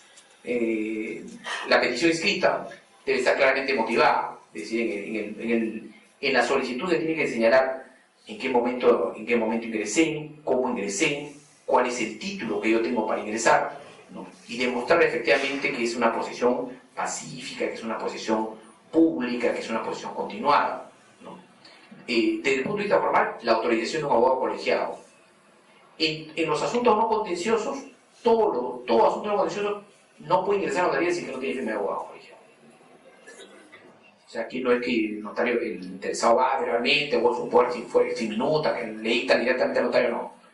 Aquí se necesita una calificación, ¿no? Por eso se habla de una preparación. Ahora, ojo, en la preparación también, por eso digo, está el tema de qué documentos voy recaudando, ¿no? Porque es preparar la solicitud y tengo que ir viendo todo este análisis integral, ¿no? Si es que efectivamente la coordinación con los testigos, ¿no? Que es importante, ¿no? El tema de el acopio de la documentación que cree convicción en el notario sobre la posesión, ¿no? Por eso que creo que es un tema que hay que verlo con detenimiento, ¿no? El tema de los planos, ¿no? Si es que es necesario, ¿no? Hay planos también, ¿no? Lo vamos a ver más adelante, y hay toda una casuística respecto a los planos. La licitación municipal, vamos a ver en qué casos si se necesita o no se necesita, ¿no? Entonces, realmente no es un tema pues, que uno diga, es que este tema lo hacemos mañana. Cuando alguien viene a consultar la prescripción, uno dice, mira, hay que analizar esto con detenimiento, estos son los requisitos y estos son los pasos y hay que tener cuidado de estas cosas. Ese es un poco la... Entonces, uno, repito, en aspectos formales, petición escrita, debidamente motivada, ¿no? Y acompañada de los recaudos y la autorización del abogado colegiado, ¿no? En cuanto a los requisitos de la posesión, la pregunta es cómo se prueba la posesión. Yo tengo que probar posesión, ¿no? Y aquí obviamente, repito, el concepto es crear convicción en el notario. El concepto, o sea, cuando uno va a la norma, no hay una... Hay una norma en COFOPRI que de alguna manera habla o da elementos, ¿no? Sobre el tema de la posesión. Pero el tema es el siguiente, la posesión se prueba con actos posesorios, es decir, yo cómo le demuestro al notario que yo estoy poseyendo, estoy viviendo, estoy usando, estoy disfrutando ese bien. Entonces, en primer lugar tenemos lo más elemental, que son los recibos de servicios básicos, agua, luz, teléfono. Eso demuestra, obviamente, a mi nombre, ¿no? Porque hay gente que viene y dice que, mira, yo tengo el recibo agua, luz, teléfono, pero está a nombre de mi tía. ¿Se dan cuenta? Entonces, es el punto de entrada. Pero ¿qué pasó? No hay una explicación. Dos, los recibos de impuesto predial a nombre del solicitante. O sea, a mí la municipalidad ya me reconoce, yo tengo muchos años pagando. ¿Se dan cuenta? No es que yo mañana se me ocurrió y he pagado 10 años. Hay gente que dice, ¿sabes qué, doctor? No, yo no. Recién se me ocurrió, hace 2 meses se me ocurrió pagar hace tiempo. No pagaba. Y uno empieza a preocuparse. ¿Se dan cuenta? ¿No? Porque realmente, o sea, este es un tema que hay que analizarlo con detenimiento. Y el certificado municipal o administrativo de posesión. O sea, la norma señala expresamente esto. Ahorita vamos a ver toda una casuística respecto al certificado municipal de posesión, ¿no? Estos son los requisitos desde el punto de vista de las entidades o personas que los piden, ¿no? Rápidamente, y ahorita voy a ampliar los conceptos que he dado. O sea, ¿a dónde voy? En primer lugar, municipio, certificado de posesión. Aquí en el certificado de posesión lo que debo mencionar es lo siguiente. Es un tema bastante... claro, lo ideal es realmente que la municipalidad lo expida, pues. El problema es acá que no todas las municipalidades expiden el certificado de posesión municipal. O sea, hay municipalidades que sí lo están pidiendo y otros no, porque simplemente tienen un argumento y dicen que esto no está contemplado en mi tupa y no lo hacen. En algunos casos también ha habido problemas, ¿no? Porque ¿en qué consiste el certificado de posesión municipal? También en los registros varía de municipalidad en municipalidad. Hay municipios que uno le presenta y efectivamente van a hacer una constatación, verifica si la persona que solicita está viviendo ahí, ¿no? Entonces, y en base a eso emiten un certificado. Otro municipio un poquito más complicado, o sea, no solamente no basta la expresión ocular, sino que además tengo que adjuntar planos, ¿no? El plano de ubicación, el plano de localización, el plano de distribución sin fábrica. Y esos planos, en ese procedimiento, van a ser visados, ¿no? Y le ponemos un sello que dice visación para la tramitación de prescripción adquisitiva, ¿no? Se dice expresamente eso, ¿no? Que es lo ideal, ¿no? Pero efectivamente el gran problema, repito, es que no hay una uniformidad. Gran parte de la municipalidad no lo otorga, ¿no? En algunas personas, en algunos casos, se plantea la salida efectivamente de un silencio positivo, ¿no? O sea, yo presento mi solicitud, por lo menos cumplo, ¿no? Y le doy un plazo a la municipalidad para que me responda. Si no lo responde, ya es un tema. Pero por lo menos se ve la intención, en este caso, del solicitante que ha presentado la solicitud. Porque, ojo, está como requisito. Este es un caso donde la norma dice expresamente certificado municipal de posesión. El recibo del impuesto predial es mucho más fácil, repito, siempre y cuando los recibos estén a nombre del poseedor, del solicitante. En el tema, en documentos registrales, bueno, si está inscrito, la copia literal de dominio. Si no está inscrito, el certificado de búsqueda catastral, que no existe propiamente. Hay que ir al arquitecto, al ligero arquitecto, para que elabore los planos. Eso no lo puede hacer el notario. Y en cuanto al poseedor, lo que tiene que hacer el poseedor es tratar de reunir, recopilar toda la mayor cantidad de documentos, recibos de agua, luz, teléfono y cualquier otro documento. Ejemplo, la partida de nacimiento donde figure pues la dirección de las personas en ese lugar, ¿no? O algún contrato, o algún documento, ¿no? También una escritura pública donde mencione como domicilio, ya hace varios años. O sea, la idea es que se demuestren los actos posesorios, que crean convicción en el notario. ¿Qué hace el notario? El notario efectúa una calificación legal de la solicitud presentada, es decir, analiza si es que efectivamente cumple con todos los requisitos. Esta calificación puede ser negativa o positiva. Si es positiva, simplemente lo que viene en la segunda parte del trámite es la publicidad del trámite. Yo le llamo a esto la publicidad del trámite. ¿Qué hace el notario? El notario publicita. O sea, el objetivo de toda esta parte es que el notario tiene que decirle a todo el mundo, ojo, el señor Juan Pérez ha ingresado a mi oficio notarial una solicitud de presión adquisitiva. Él quiere prescribir, quiere hacerse propietario de este predio. Y para eso ha presentado estos documentos. Entonces, primera forma de publicidad. ¿A quién le aviso primero? Primero a registros públicos. Y ojo, y al avisarle a registros públicos, esto a través de una anotación preventiva de la solicitud, estoy avisando a todo el mundo, porque hay una presunción de que todo el mundo, justamente esta presunción, justamente con la finalidad de destruir cualquier tema de que la gente no conozca, ¿no? Uno va, el señor, a registro público, mire esta partida y, ojo, acá hay una anotación preventiva. Me está diciendo, ojo, acá hay un señor que está pidiendo, está tramitando una solicitud de tratado en tal notaría para hacerse propietario. Alerta a las personas, ¿no? Por lo que me parece importantísimo esto. 2. Notificaciones o emplazamientos, ¿no? Aquí la clave es notificar a todos, ¿no? Aquí, en primer lugar, hay que notificar primero a quien lo solicita. En segundo lugar, que es el más importante, y lo he colocado acá también y lo he remarcado, hay que notificar al titular registral. Eso es importantísimo. O sea, de todas las notificaciones, la más importante es esta. O sea, se tiene que notificar o emplazar al propietario. En una demanda, en el procedimiento judicial, sería el demandado el titular registral. ¿Sí? Y él tiene que tener conocimiento. O sea, se le tiene que notificar. O sea, tiene que estar claro que hay una notificación. ¿Por qué esto es importante? Esto es importantísimo, ¿por qué? Porque hay también una resolución del Tribunal Registral que dice que si no está emplazado, ojo, si no se ha emplazado, no se ha notificado, no existe de repente, no se ha notificado al titular registral, no se puede escribir. O sea, se cae todo. ¿Se dan cuenta lo delicado de esto? O sea, repito, de la notificación que no nos podemos olvidar es de la titular registral. Ese es uno de los pocos casos donde el registrador entra a la evaluación de fondo del trámite. Obviamente el registrador dice, oye, aquí yo tengo una presión adquisitiva que me está diciendo, cancela el asiento registral del señor Jorge López, pero aquí el demandado, contra el que se ha seguido el procedimiento es otra persona. ¿Se dan cuenta? Por eso que repito, el tema del emplazamiento o la notificación al titular registral, repito, es sumamente importante. quiénes más se debe notificar?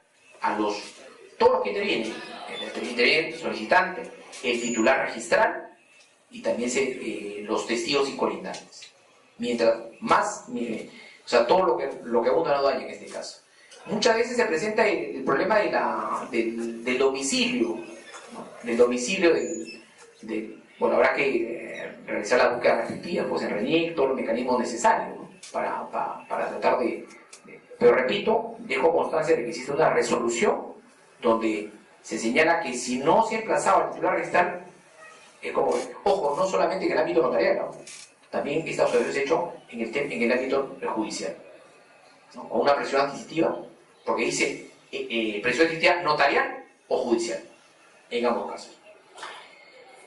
Tercera forma de publicitar, carteles. O sea, lo que tiene que hacer el notario es ir al predio y empapelar con carteles. Son carteles grandes, se le colocan en lugares visibles, se les toma una foto también, para que quede constancia de que se colocó los carteles. ¿Para qué? Para que el vecindario se entere de que efectivamente fulano de tal está solicitando la previsión ante la notaría, ¿no? Ese es el tema de la publicidad, ¿no? Que es novedoso y que me parece interesante, porque repito, el objetivo es que todo el mundo se entere de que efectivamente que sea público este trámite. Y por último tenemos las publicaciones. Hay publicaciones en 2 diarios. Uno de ellos es el peruano, otro diario de mayor circulación. Si las publicaciones son por 3 veces con intervalo de 3 días. Aquí no hay mucho que anotar. ¿Qué diligencia realiza el notario? El notario realiza constataciones o actas de presencia. Yo creo que esto de alguna manera también le da mayor seguridad. Yo creo que aquí sí ya de alguna manera se cierra un tema que me parece importantísimo. El notario, primera votación, esta es una diligencia personal. Entonces es una diligencia indelegable. O sea, el notario no puede enviar, y si lo hace, creo que está de alguna manera incurriendo en una inconducta funcional. El notario tiene que ir personalmente a esta diligencia, ¿no? Va, constate en el inmueble, ¿no? Y la prueba de que efectivamente el notario estaba ahí es la foto, ¿no? El notario tiene que tomarse una foto con el poseedor, va, los visita, describe el inmueble, recorre el inmueble, toma foto del inmueble, ¿no? de los avisos que deben estar publicados previamente, y ahí hace una descripción del inmueble y toma una manifestación, en este caso de las personas que están viviendo en el inmueble. Es decir, él va y constata, efectivamente, bueno, cuál es el dormitorio, dónde duerme usted, cuál es la cocina, me dejo entender. Esa es la función, ¿no? Y luego la segunda parte de estas actuaciones es la toma de manifestación de los testigos y colindantes, ¿no? Aquí sí, ¿esto qué obliga? Obliga que muchas veces el notario tiene que acudir en más de una oportunidad, porque a veces por razones de trabajo los testigos colindantes no están, o están a las horas de la noche. Pero lo importante es que también lo visite, ¿no? Porque efectivamente de lo que se trata es que todo el mundo esté, que no exista ninguna duda, ¿no? No exista nada extraño, nada raro, ¿no? Entonces, este es un poco y de todo esto obviamente se extiende un acta que se va a insertar, que se inserta a la escritura pública. Esta es la última parte, ya cuando el notario extiende, ¿no? Declarando que la presión existía ha sido a favor del poseedor. Aquí, características muy rápidas, la formalidad, escritura pública. O sea, el notario aquí extiende una escritura pública.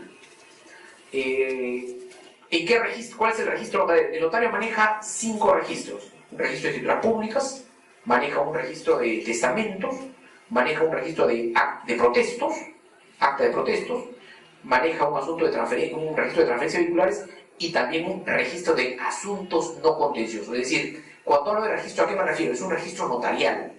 Es un grupo de documentos, ¿no? Con seguridad y un papel especial que tiene un acta de cierre y un acta de apertura, donde anualmente cada año el notario abre un registro exclusivamente para todo lo que son asuntos no contenciosos. En ese registro, el notario tiene que extender una escritura pública de presión adquisitiva. No es en el registro de escritura pública, es otro, por si acaso. Ese es un registro de asuntos no contenciosos. Aquí hay un registro fundamental, que también lo anoto acá. La escritura debe declarar expresamente la presión adquisitiva a favor del solicitante. ¿Qué ha sucedido? Esto es también motivo de una jurisprudencia registral. ¿Qué ha sucedido muchas veces? Cuando uno lee la escritura pública, un poco yo creo que esto también es error del notario, porque efectivamente como es un trámite que no es frecuente, el notario normalmente no actúa pruebas, no evalúa pruebas, simplemente lo que hace es describe, y en el caso de una minuta, por ejemplo, una escritura normal, le pone la introducción, el cuerpo y la conclusión, pero aquí el notario no, de alguna manera, no hay una declaración, ¿sí? Bueno, en este caso sí el notario tiene que declarar expresamente, ¿no? En la escritura, o sea, tiene que decir expresamente que la presión adquisitiva es a favor de tal persona.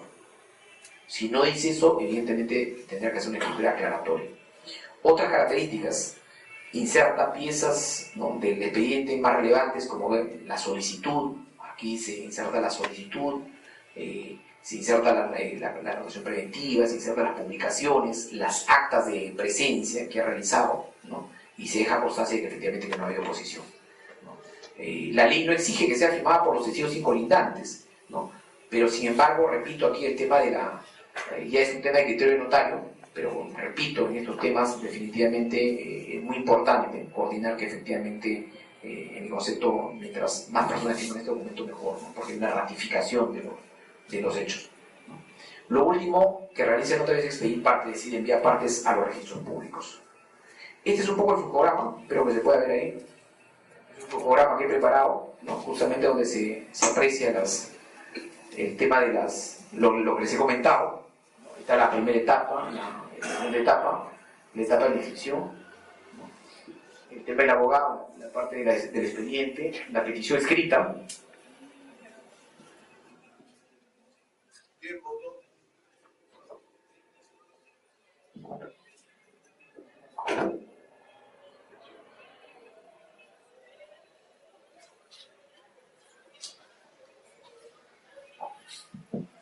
Bien, este es un cuadro, un flujograma, de alguna manera es un resumen de todo el proceso, de todo el trámite notarial, pero ojo, incluyendo dos etapas que en mi concepto son importantes. Repito, el tema de la preparación del expediente a cargo del abogado, y la parte final, la parte final de la película, que es el tema de la inscripción. Ahí es la función del registrador, y es en ese punto donde se presentan las observaciones, ¿no? Entonces, repito, ahí está la petición escrita, los requisitos formal, sobre la posición que lo hemos comentado, sobre el predio, registro municipal, la calificación negativa o positiva, la publicidad, anotación preventiva, notificaciones, carteles, publicaciones.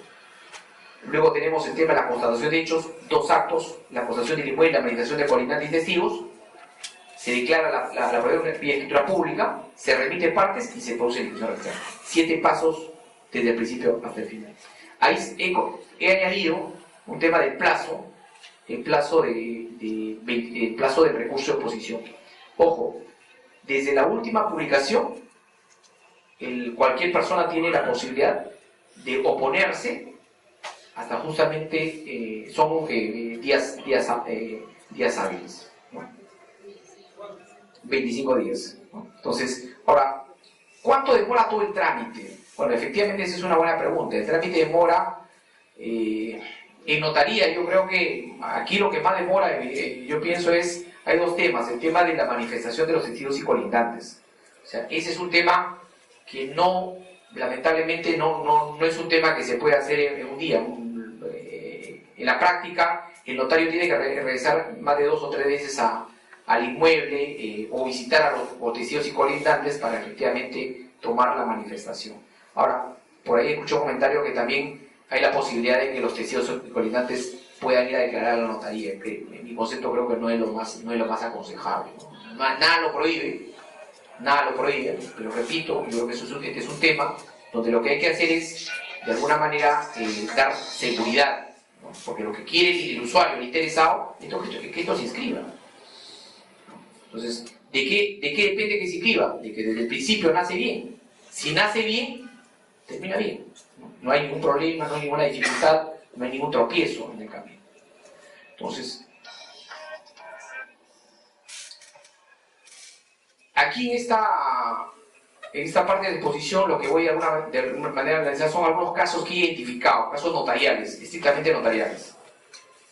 lo que les comentaba, el primer problema que yo veo en la primera etapa, y también lo he dividido por etapas para un poco ubicarnos en qué momento se produce el problema. En la primera etapa, la etapa que hemos visto, que es la etapa de la preparación, aquí hay un tema que he visto, dos casos que voy a comentarle. Descuido o falta de preparación del abogado, es decir, desconocimiento del procedimiento. Y aquí tenemos dos casos. El primer caso, Tarea, ¿qué pasó en este tema? O sea, efectivamente todo estaba muy bien, se tramitó, se presentó todo, pero ya cuando estaba por tenerse la escritura pública, se opone el guardián. ¿Sí? Resulta que viene un señor, ya cuando efectivamente ya estaban hechas las publicaciones, estaba todo, y viene un señor, la verdad que con muy poca cultura, pero él estaba pues asustadísimo y pensaba que todo un tema, no le habían explicado obviamente, y efectivamente planteó una oposición por escrito. Se trajo bajo el procedimiento, vino después de 2 días, después que le explicaron y quería desistirse, y ya lamentablemente en ese momento ya era el tema muy tarde. ¿Se dan cuenta? O sea, ¿qué pasó ahí? Por eso que digo es falta de coordinación. Eso me ha pasado en 2 oportunidades, ¿no? O sea, la persona va y efectivamente hay una persona que no tiene nada que hacer en el tema y que no debe, y además luego se arrepintió, o sea, es algo gracioso. Pero lo cierto es que ya el tema. Otro tema, el tema de la variación del área a prescribir. Ese es un tema también que, perdón, sí.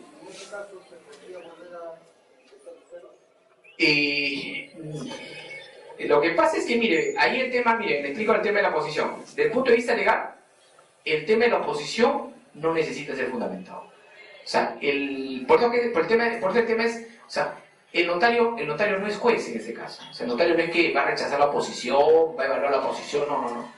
O va a dar una resolución, declara infundada, admitida, no. O sea, hay una norma expresa en el reglamento del notariado que dice el notario no emite resoluciones.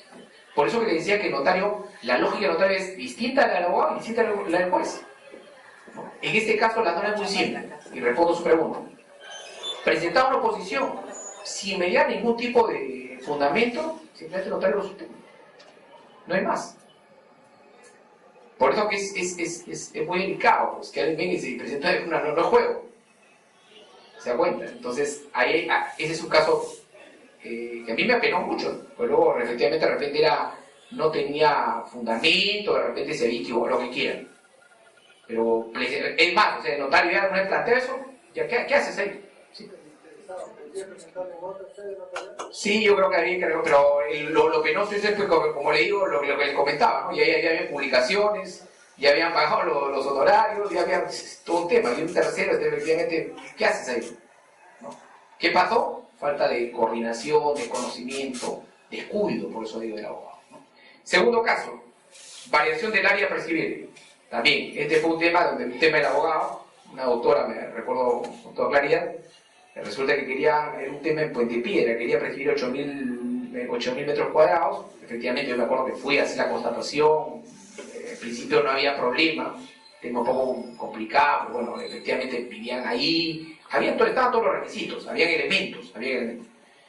Pasa un tiempo, ya cuando estamos en pleno procedimiento, resulta que quiere variar de 8.000, quiere prescribir 12.000. ¿Se acuerdan? Entonces obviamente ya ahí simplemente había que suspender el tema, ¿no? Desconocimiento, o sea, lo que yo realmente digo, o sea, estamos a un tema sumamente delicado, entonces no podemos pues variar hacer este tipo de variaciones. ¿No? O sea, estoy poseyendo 8.000, ahora quiero poseer, esto no, me he equivocado, estoy poseyendo 12.000. ¿Cómo justificas eso? ¿Se acuerdan? Repito, aquí el tema es desconocimiento o falta del abogado. Perdón. Sí, claro. Al respecto, si acaso estaba pretendiendo los 8.000, ¿no? Y en efecto se logran los 8.000, y con una buena lógica, después no podría ser posiblemente una rectificación de algo. Claro, o sea, ese es otro tema, claro, o sea, claro, o sea, yo creo que ahí realmente por eso le digo, o sea, el camino era equivocado, ¿no? Yo normalmente digo porque, repito, estamos hablando de posesión, reitero, acá no estamos hablando de propiedad. Estamos hablando de posesión, que es diferente a propiedad. ¿Sí? Entonces, por eso digo, ahí, este es un tema muy sensible, pues. O sea, aquí no, el notario... mire, el tema de la posesión justamente para los notarios es realmente sumamente delicado porque efectivamente es pues un terreno muy... arena movediza. Uno no sabe realmente, efectivamente, uno tiene que tomar todas las seguridades y precauciones. Y ahorita le voy a comentar los casos que se han presentado más adelante. Sigo un poco relatando los temas. Otro problema, no se puede reunir todos los requisitos. Bueno, esto ya lo mencioné. El caso número 3. Certificado municipal, muchos municipios no otorgan o se demoran mucho, no lo tienen en turno. Acá hay una falta de uniformidad, ¿no? Y ahí hay que dar las salidas también, hay posibles salidas, ¿no? Efectivamente, una posible salida a esto podría ser el tema del silencio, del silencio positivo, ¿no? Administrativo positivo.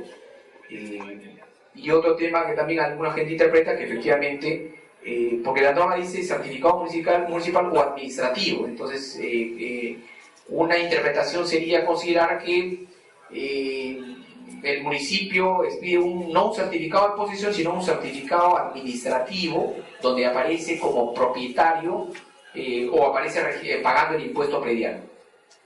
Ya queda criterio de notario, ¿no? Por eso digo, son elementos que efectivamente van a tener que ser evaluados. Sí, perdón. ¿Y un certificado de posesión otorgado por los dirigentes vecinales no puede suplir eso?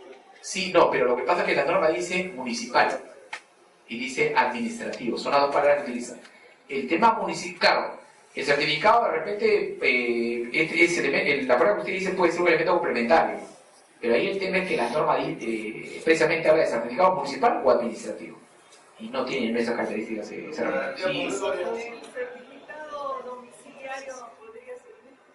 No, lo que pasa, repito, o sea, yo me limito acá a lo que dice, o sea, este tema no es un tema de calificación notarial, porque hay algunos temas que quedan a criterio notario, porque el notario tiene discrecionalidad, no lo dice la norma. Este tema sí lo menciona expresamente la ley. O sea, la ley dice, la petición tiene que tener como requisito certificado de posesión municipal o administrativo. Así es. Claro, lo que pasa es que ahí un poco, repito, es un tema, ahora, entiendo yo, esto depende realmente del notario, es un poco más complicado hacer alguna interpretación porque acá hay un tema y una norma expresa. Yo creo que lo más fácil, si de alguna manera uno quiere apoyarse en un tema más sólido, sería ir por el lado del concepto de un certificado administrativo de propiedad, ¿no? ¿A qué se refiere eso? Creo que se podría interpretar la constancia que le comento, o sea, que la municipalidad da una constancia de que el señor aparece como propietario, o sea, pagando como titular del impuesto predial. Podría ser una interpretación. Sí que lo estamos usando, ¿no? Pero pagar el impuesto predial no quiere decir ser propietario. Claro, no, le explico, señora, o sea, realmente aquí tenemos la confusión.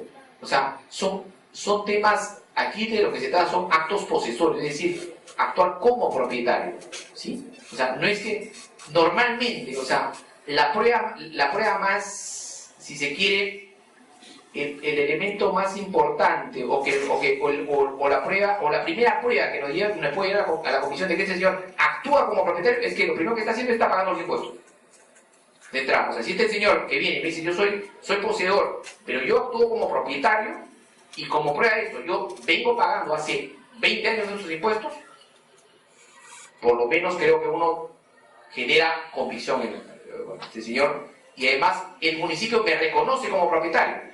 O sea, hay un propietario registral y hay un propietario municipal. ¿Sí? Esa es un poco la diferencia que hay que hacer. En este caso, porque me he encontrado con varios casos, ¿ah? Y mucha gente ha logrado en el municipio, ahora, obviamente depende del municipio, pero yo entiendo que hace muchos años, aquí también los municipios han cambiado de criterio, ¿no? Porque también han tenido problemas en los municipios, porque ahí se han originado conflictos. Porque puede un titular, un propietario para el municipio y un propietario para el registro público. Hoy, por ejemplo, los municipios sí que son mucho más restrictivos, o sea, hoy uno tiene que llevar la inscripción registral, la escritura, para que uno, inclusive para dar de baja, está regulado, pero antes no. O sea, hay mucha gente que todavía no tenía su título inscrito y solamente con la minuta legalizada, con documentos de mayor valor probatorio, se aparecen como propietarios. ¿Sí? Sigo, sí. Cuando nosotros estamos admitiendo, ¿no?, como un requisito que se establece la certificación municipal o un certificado administrativo, pues tengas en consideración que, bueno, por experiencia que tenemos, se iba al Ministerio de Bienes y Construcción le pedían un certificado, ¿no? De modo tal que eso se pida al certificado municipal, ¿no? Entonces, son ese tipo de certificados que pueden valer, o sea, no solamente debe ser municipal, por eso hay esta letra, la O, o cualquier otro documento Sí. administrativo, ¿no? Entonces hablamos de entes no públicos que nos podrían expedir, ¿no? Pero ¿cuál sería esto? Obviamente el Ministerio de Bienes y Construcción, que en muchos de esos ámbitos se lo han hecho. Claro, bueno, la verdad que no, a mí nunca se me ha presentado un caso donde... Pero sí, o sea, yo creo que si el Ministerio acepta y les pide un documento de esa naturaleza, estaría cumpliendo con los requisitos, pues un ente administrativo. Ahí no hay ningún problema. ¿Sí? Entonces, sigo para adelante. El caso número 4, y acá justamente falsificación de todos los requisitos. Aquí es un tema, una constatación, bueno, hay que también comentarlo, o sea, así como hay un lado positivo de esta institución, hay un lado negativo. O sea, existen bandas dedicadas a apropiarse inmuebles por esa vía. Todo es falsificado. Me he encontrado con más de un caso, ¿no? O sea, me han comentado que efectivamente en Trujillo, concretamente un amigo personal, por vía precisión ha perdido más o menos como un terreno de 2.000 metros cuadrados. Entonces, y ya obviamente esta es una de las razones por las que también hay alertas a nivel notarial, donde efectivamente se sabe que hay personas inescrupulosas que utilizan esta vía.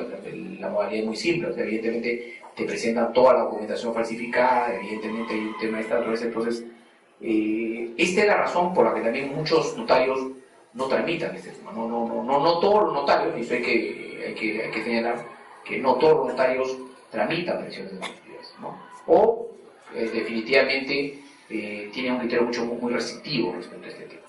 Entonces, pero la razón es esta es la razón, o sea, la razón es la proliferación de bandas organizadas donde efectivamente, claro, si uno lo ve del otro lado, va a ser muy fácil. O sea, el tema es muy simple, es un inmueble que está desocupado, ¿no? Claro, evidentemente también yo creo que un colega me contaba que también igual, o sea, fue a hacer una constatación, efectivamente también creo que la constatación era en parte del inmueble, que la estructura estaba mal hecha, o sea, hay toda una casuística muy interesante respecto a todo este tema. Propietario que tiene un contrato privado y no lo escribió, ¿no? Ahí le falta la palabra no lo escribió, ¿no? O sea, este es el caso más frecuente. O sea, en precisión, lo que mucha gente está, o sea, la gente que más está acudiendo pues es aquella persona que tiene un contrato privado, confirma que dice no lo he escrito. Tiene un contrato privado, compró hace 20, 25 años, ya vive como propietario, se ha inscrito en la municipalidad y está pagando su impuesto. Todo lo tiene su nombre, el barrio ya lo conoce, ¿no? Entonces, muchas veces se le dice, ¿y por qué no hace una demanda de otorgamiento de título público? Por distintas razones. Mucha gente opta por este camino. Muchos de ellos a veces se animan por el costo, ¿no? Porque obviamente es un trámite, también que hay que decirlo, que no es un tema, el tema de las publicaciones, el tema de, no es un tema que se presente también masivamente, ¿no? Eso es un tema, yo creo que tampoco no es un tema. Pero bueno, este es el caso número 6, solidez de las pruebas de la posesión. Cuando les comentaba el tema del detenimiento y todo el cuidado que había que poner en la preparación del expediente, es justamente por este punto. He tenido más de un caso donde efectivamente cuando el titular registral ha sido notificado y efectivamente recibe y analiza el expediente y mira ahí, efectivamente, ojo, yo soy propietario, pero aquí han probado la posesión. Concretamente el caso de una inmobiliaria que, como lo menciona en este caso, me llamó el abogado, me dice, doctor, efectivamente los señores, la familia había hace más de 20 años, me hallaron. Por eso que es importante la solidez del expediente, no por otra cosa, porque más de una oportunidad. He tenido como 3 casos donde efectivamente, simplemente por la documentación, porque no hay nada que hacer, o sea, la persona está acreditando que hay posesión. No hay oposición.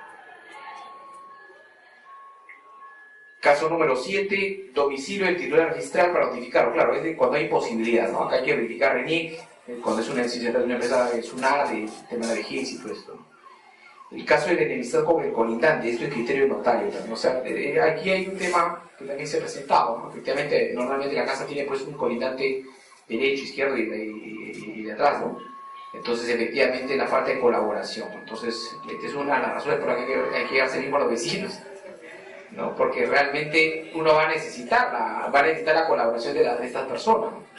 Entonces, ahora, aquí también importa mucho el criterio notario, ¿no? Pero obviamente, repito, lo importante en estos temas es que se genere también convicción, ¿no? Porque efectivamente si alguien se opone, si no es fundado, hay que analizarlo, porque esa es oposición. Doctor, Sí. si estos vecinos también son poseedores, o sea, no tienen la titularidad inscrita, también es válida, o sea, son válidos como testigos. Sí, o sea, ahí no se necesita, o sea, no, realmente no, aquí se necesita, el caso de los testigos, ahí no hay una limitación, ¿no? O sea, solamente es el número y la edad de los 25 años y mínimo 3 y mayor de 25 años, pero por lo demás no, o sea, simplemente, ni siquiera, el testigo normalmente no es el que vive en el barrio, puede vivir en el barrio, no pasa nada. El colindante. El colindante, sí, bueno, el colindante no pasa nada, o sea, El poseedor no es titular, también quiere hacer la prescripción más adelante. no, está sucediendo mucho eso, ¿ah? Porque a veces uno va a una organización y todo está en la misma situación. Entonces, al estar toda en la misma situación, dice, ¿sabes qué? Por favor, efectivamente yo soy el que sigo después. Eso es lo que pasa en la práctica, ¿no? Pero obviamente lo que hay que ver es que hay que tomar el hecho de tu casa y hay que analizar sí. Doctor, en el caso de que el propietario haya fallecido y no se ha hecho quién está. Claro, bueno, ahí hay que ver quién, o sea, ahí es un poco más complicado, ¿no? Hay que ver quién, porque hay una resolución de la Suprema en Casación que dice efectivamente que la posesión no se hereda en ese sentido. Lo dice expresamente pero depende pues quién lo pida, o sea, acá de lo que se trata es quién acredita la posesión por ese número de años, ¿sí? Mínimo 10 años, o sea, ese es el tema. Yo soy poseedor, tengo toda la documentación, obviamente a partir de tal año, hay casos pues efectivamente no cumplen, ¿no? Hay que esperar más tiempo, ¿no? Porque todavía no tiene la documentación lista, No se no se puede hacer nada. El titular murió. El titular murió y el registro de casa. Perdón, que el titular registral, ¿no? Claro, Sí, claro. ya. No, bueno, si el titular... Bueno, ahí el tema es interesante, ¿por qué? Porque miren, se tiene que agotar toda la vía, ¿no? Se tiene que agotar toda la vía, repito. Ahora, lo importante es que en este caso se cumpla con las otras... uno le pregunta en la diligencia cuál es el domicilio, lo que el señor dice, desconozco, no sé, o ha fallecido. Ahí ya no, pero tiene que quedar constancia de eso en la diligencia, ¿no? Definitivamente, porque lo que pasa es que todo eso se va a evaluar, pues evidentemente, a mí lo que más me preocupa de este punto, como le digo, es que existe esa jurisprudencia, ese criterio jurisprudencial a nivel registral, donde se señala que el emplazamiento del titular registral, el emplazamiento igual notificación, debe estar acreditado. Claro, el supuesto de esa relación también es obviamente cuando se dirige pues, contra otra persona, ¿no? O sea, evidentemente lo que uno siempre, tanto para el notario como para el registrador, realmente lo más interesante es que se notifique válidamente, o sea, es que aparezca lo que uno pregunta es, ¿qué dice titular?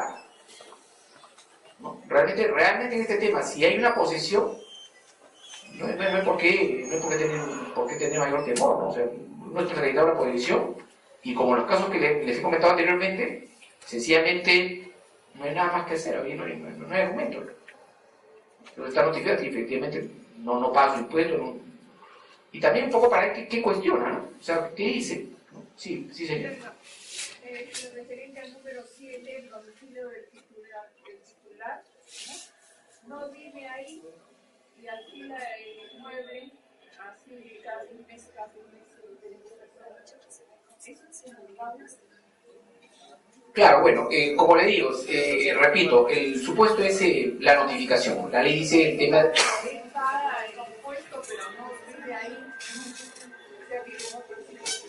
El titular registral.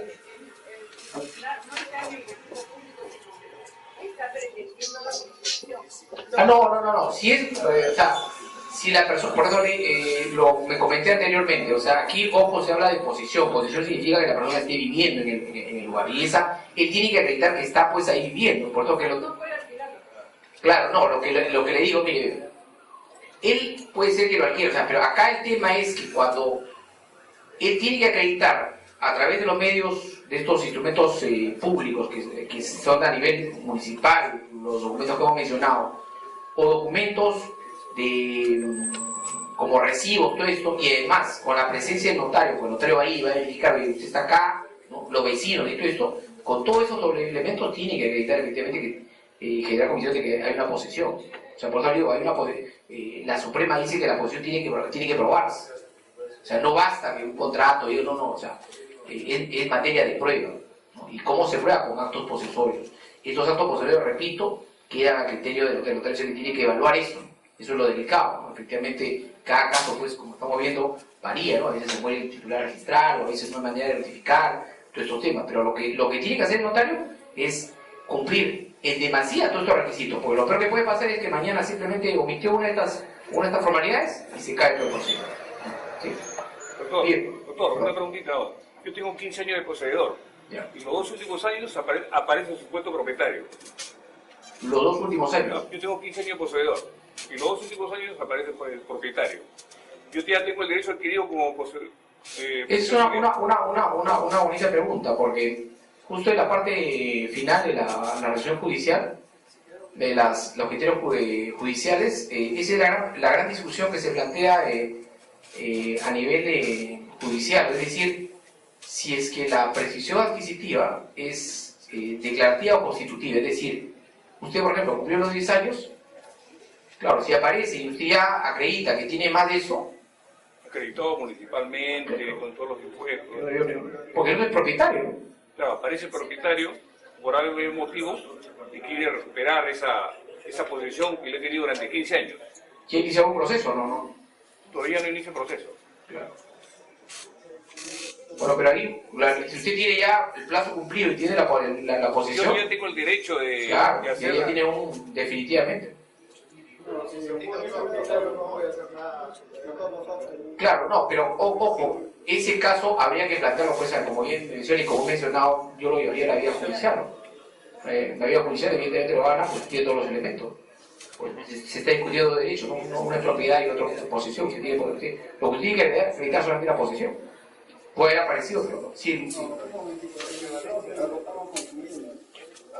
Ese derecho justificativo para poder prescribir, si acaso nosotros tenemos 10 años, 15, 30 años, no lo solicitamos, no lo solicitamos a través del dueño, el dueño simplemente reclama la propiedad y se le tiene que dar, ¿no? O restituir la propiedad al dueño, ¿no?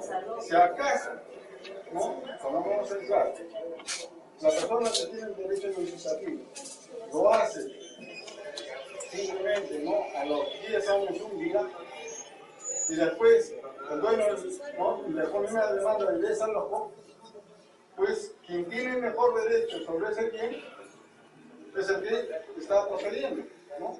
Y simplemente, por más que el dueño haya aparecido a los 10 años un día, pues pierde ya la propiedad y se le da el derecho a la persona que está pretendiendo su tarea, ¿no? Sí. Esto ya está clarificado, ¿no? Dentro de nuestra normativa. Sí, bueno, yo el tema de la versión de conflicto, ¿no? O sea, definitivamente ese tema, repito, el tema notarial tiene una característica que es donde efectivamente nadie se opone. En este caso, si ya hay una posibilidad, definitivamente ya es, como bien dice el señor, ya es un tema que va a ser judicial, ¿no? Y ahí va a tener que discutirse eso y el juez tendrá que definirlo, ¿no? Y ya verá, pues analizará el tema de la posesión, la ocupación, el momento, si fue realmente extemporáneo, ¿no? O como comentábamos de la Suprema, si es que ya no es una posición pacífica porque de repente el señor va a interponer una demanda de desalojo. Creo que ya es un tema Una consultita, doctor. Sí. Si el titular registral reside... Podemos hacer una cosa, un poco, perdón, para no extendernos, quiero culminar con la exposición, que ya me faltan solamente unos minutos más, y encantado de absorber las preguntas por respeto a los demás. Entonces, bien, vemos el tema de la oposición maliciosa. Este es un tema que se ha presentado, es el último tema más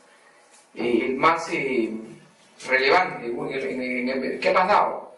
El último tema que se ha presentado acá es simplemente que hay un abogado que simplemente se ha dedicado a oponerse a todos los temas de protección. hay un abogado que realmente está haciendo un tema, está ocasionando mucho daño a este tema. Simplemente se dedica a ver todos los días en el peruano qué previsión hay y se opone. La salida que vio la última vez, y si se le presenta, esta es la salida, que me lo ha comentado un colega que se le ha presentado, simplemente el interesado ha ido y lo ha denunciado penalmente, porque evidentemente ya es un tema reiterado, ¿no? Porque estaba entorpeciendo, y el notario con esa denuncia penal sí ha seguido por el procedimiento. O sea, se le ha dado un argumento más al notario, porque claro, evidentemente en este caso ya es una oposición maliciosa, de mala fe. O sea, acá ya no hay un tema de que efectivamente no, les comento un poco porque el tema es está identificado a la persona. El caso número 10, contratación personal de notario, bueno, esto ya lo he comentado. El caso número 11, oposición extemporánea, fue el plazo siguiente de la escritura pública. Claro, este es el caso donde ya se vence el plazo, pero todavía el notario no ha extendido la escritura pública. Y eso ya queda a criterio del notario. Finalmente el notario tendrá que en ese sentido poder evaluar la oposición, pero en principio es un tema que también se presenta. Ya lo mencioné, el caso número 12, el notario tiene que declarar expresamente la presión adquisitiva, y el último tema es el tema de la convicción del notario, ¿no? Se tiene que generar convicción del notario. En la tercera etapa, acá hay el tema de la observación registral.